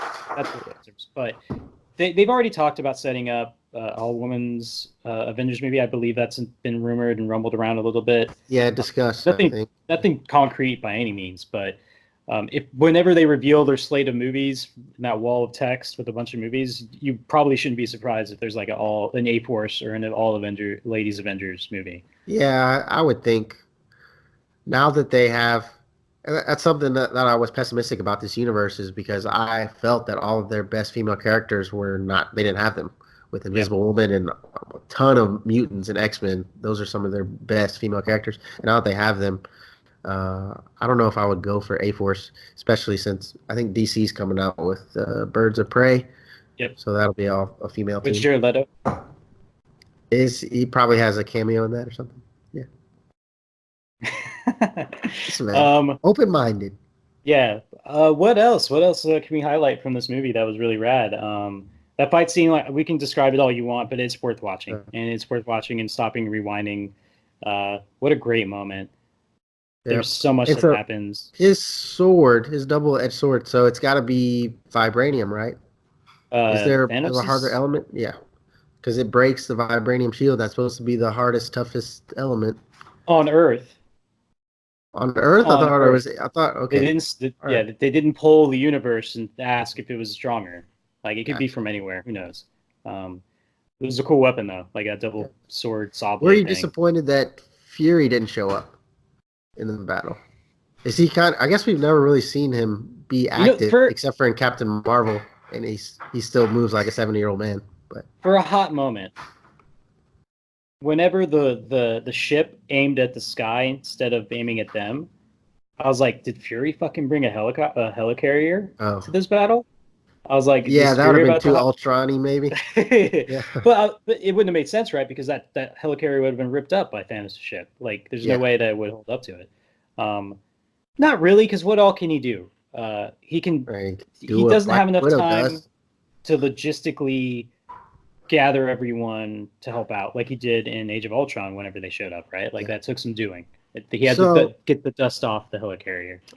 I agree with you, but I thought of this while you're saying that. When everybody is snapped back into existence, and I always think of, I think Nightcrawler and X2 explains this well. Like I can't teleport if I don't know where I'm going, because otherwise I'll end up in a wall or in the ground. Right. Yeah. So how did that work with everybody? It was Hulk that good, or is that just some movie magic? He's pretty smart, right? And he said he really tried to get Nat back, so he probably had some extra time when he was plotting this all out. The easiest answer would be to show up immediately where they died, but of course, there could be vehicles there. Yeah, there could be debris there. Yeah. It's a very good point. It makes sense for like on Titan. All the groups of people on Titan. They just show up back up on Titan. Whatever. They'll be fine. That's a good point, and maybe he had enough time to think about all that and kind of logistically plan it out. Right. It seems like whenever so whenever all the portals show up, to me, the reason why there's so many is that all of these people are coming from different places. Yes, I agree. Granted, Wakandans, there's a bunch that come through the main portal that Black Panther comes out of, but also the ships are coming out of other ones, so they made other ones for the ships too. But I feel like they probably all showed up back where they were, and maybe the Soul Stone has some autocorrect feature that we don't know about, where like it's like, oh, I'm phasing you into a beetle, so we'll just move you to the left a little bit, and there you're good. Right. All right, cool. That's a good point. But whatever. It's fine. Yeah, just all the portals. That was great. And then all the wizards show up. Just the massive, scale of that scene is great. And I think it's one of the first team up scenes that's kind of in the dark. And that's kind of what Marvel has stamped their name on, is from Avengers to Ultron, Civil War, everything is bright daylight. You see it, it's just like a comic book, splashes off the page, and Infinity War. And in this one, it's kind of like, this is it, stakes are high, which is why I'm mad about the hammer switch stuff. But it's fine, man. They can have fun. Yeah. They even did it in Infinity War. He's like, I see you copied my beard. Yes, I know. Wish I did the I am Groot and then I am Steve Rogers. That made me smile. That made me smile. Gamora, she's presumably alive, right? They don't know where she went. She's gone. You presume that that's going to be a storyline in Guardians 3. Uh, Peter trying to find her Yeah, again. well, she had to leave with somebody, right? You assume she would have stayed with Nebula, but she was like, "No, I'm not dealing with these people." Maybe she That, was that that turned off by Peter Quill that she's just like, yeah, no, I'm out about this life. I'm going to leave. right. So, So maybe I mean, she could. To me, she it only makes sense if she's still on Earth somewhere, or if she left with like the Ravagers or something. yeah. Um, yeah, I don't think, I'm sure once we hang up, we'll think about some other cool things that happen in this movie. There's a lot, but I liked covering. Um, oh, real quick, well, we still have some time. We'll do it in 10 minutes. Nebula's arc was super interesting that I did not see coming, right? Nebula Yeah, I ended up mean, being she's crucial to the plot. she's the one who knows Thanos. She helps out with the time travel logic with Hulk, of course. She ends up having a weird psychic link. It's probably because they're on the same Wi-Fi, right? I think they say Old, network in the movie. yeah, Yeah, old Nebula and new Nebula, of course. That introduces like why the plan fails overall is because Thanos finds out from them being on the same network and spying on old Nebula or new Nebula that he had won, and they're trying to undo everything, and so that kind of leads Nebula swap. That's why they come back from the past to the future to ruin their day. Uh, she gets some great scenes with Gamora, and then she ends up convincing Gamora to go to the side that she was going to go to anyways, right? Like they have a great scene where it's like, what happens to us in the future? And she's like, well, I try to kill you a lot, um, yeah, and then we become friends, and then we become sisters. But I like after she said, I kill you a lot, and he goes to Gamora's face, and she's like, well, yeah, that makes sense. yeah. Like I'm not surprised that you try to That do that. reminds me when she just grabs the scene with her and War Machine, and they're trying to get the stone, Yeah, and he's like, "This is Indiana Jones," yeah. and she just grabs it. And how did Captain America put that back? That'd be interesting. Just throw it. Yeah, It's just hard throw to get it it in there. out and not put it back in, right? Oh, I Like see. it's I Chinese got finger it. trap of what I mean. Like it's just fine. Got Just it. throws it back in. It's Yeah, fine. yeah. She's crucial to the entire plot. Without her, I think the Avengers make out easy. Yeah. Um, she kills herself, which is pretty cool. Um, just solidifying the fact that the Back to the Future type time travel rules don't take, they Yeah, don't when you take. said that just now, I was like, wait, what? She killed herself. When Yeah, did she that killed her happen? past self. Oh, Yeah, she killed her past past self. self. Past, yeah, yeah, Yeah, yeah. and she didn't disappear into existence because Right. they're from an alternate timeline, which has been created because they left. Yep. So we got that timeline going on where Thanos isn't in there anymore, and I'm sure that universe is happy. They're Yeah. having a grand old time. Maybe they're starving. Maybe Thanos was right. No, he wasn't right. He's an asshole. Um, yeah, it was really cool. She definitely got the most playtime out of any of the movies so far, and I really like that actress a lot. Karen Gillan, I She's believe in is her name. Jumanji, new Jumanji movies too. Hmm. Uh, she great. She did great with her time. So all that makeup. We get the dialogue where she kind of pulls the thing out right, and Rhodey's like, where sees the robot hand. I was like, Terminator. I don't know if you saw that too, but when she Oh was like yeah, doing the yeah. arm thing, I was like, I wish she had said that, but maybe it would have been not appropriate. Um, and then she's like, I didn't used to always be like this. And of course, he's like, yeah, I understand. We got to make what we can't control it, and we got to make do with what we got because of Right. course he can't walk and he has the robot helper legs. Mhm. So shout out to Nebula too. Shout out to Paul Rudd playing Scott, who I think was the MVP of this movie in my opinion, the silent Yeah. MVP. That had the like you said, he's our avatar in this movie, just Mhm. giddy and enjoying himself and pointing out the things that we would point out probably. And um, I love that him and Don Cheadle going through all the time travel movies. Like that was a lot of fun. Yeah, Um, I wonder how they're gonna handle him now that he's kind of the keeper of the time travel technology with Hank. I wonder how well, I they're gonna mean, handle their future if movies. Paul doesn't want to keep doing it, they've of course set up his daughter who does take over for him. Yeah, that's something we didn't talk about is their scene at the beginning. That was other than Oof, Hawkeye, that was the next very emotional scene. She that was thought he's lost forever. He doesn't, he doesn't know what's happening. He initially thinks that she's dead, and then when they yeah. see each other, that was great. Yeah, that was a very good scene, very touching. And I enjoy those movies a lot. and I enjoy the relationship they set up between his daughter and her. That dynamic is one of the reasons I like those movies. Yeah, and it's unfortunate because a lot of people I talk to, especially at work, are like, I didn't watch the Ant-Man movies, and I'm like, So I will, yeah. I mean, I'm not in that boat. I will definitely watch all the movies, but I will not pay for the theater for those type where it seems to me like they're very comedic centric. yeah, I love those movies, and they end up being kind of really important for this. Yeah, For this especially for movie. Endgame. Yep. Yeah, like you're gonna be like, who is this person? And he's like Cassie, and then the only hint that you have is that he's like, oh, you're so big, like right, you might be I think lost. every movie, for you to really enjoy Endgame, you have to watch every movie, arguably except for Captain Marvel. If you want to know about Captain Marvel's powers and where she's been, then yeah, I think it's important. But for everybody else's character development and for you to really feel those emotional beats, you have to see all the movies. I agree, and I try to tell people that, and they just glaze their eyes over it. And I'm like, Yeah, I mean it's their prerogative, but they're not gonna be able to enjoy the movie as much as they could. yeah, I It's think like just skipping to the season finale, and you yeah, haven't seen to all the episode growth 4 of or the something like character. that. Yeah, Yeah, and it's I think I enjoyed. I had the best, and I said this was like the best movie going experience I've had in my life, and I think that had to do a lot with just being so emotionally into these movies leading up for 11 years, but also my choice of watching one a week leading up to the release of Endgame. I think I didn't do that, but you can tell just from our conversations that everything was so fresh in your mind that you were able and I got a lot of the callbacks, but you were able to get everything just from I saw that a couple days ago. Yeah, that's exactly how that happened. That's how he looked. That's how that he said that line. So yeah, Yeah, I'm sure that ups your level of appreciation for the finale. yeah.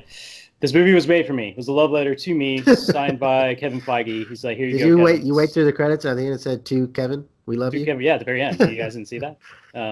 Totally happened. All right, I think that's enough. I don't know if we have to make another episode. Maybe we will.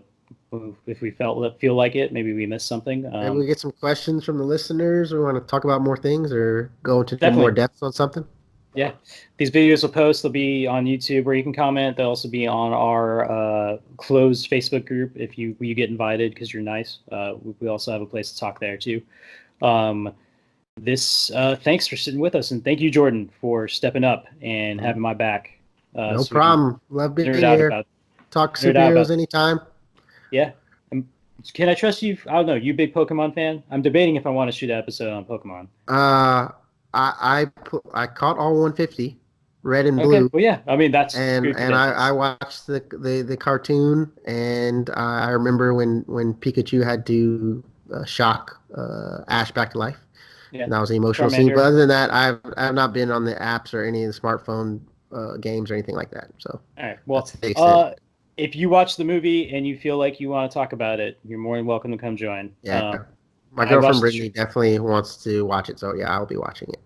that trailer won me over the minute I watched it. I was Yeah, like, okay, all right, let's do this. Let's watch this it's gonna movie. take me a while to digest Ryan Reynolds as Pikachu, but I'll Yeah. get over it. Yeah. Well, we'll at least reserve the date for you to come on and talk about Far From Home. How about that? Perfect. Yeah, that sounds good. All right, movie watchers, thanks for joining us. I've been Kevin Kaine. That's Jordan, my buddy, the OG, and we will catch you later. Say when.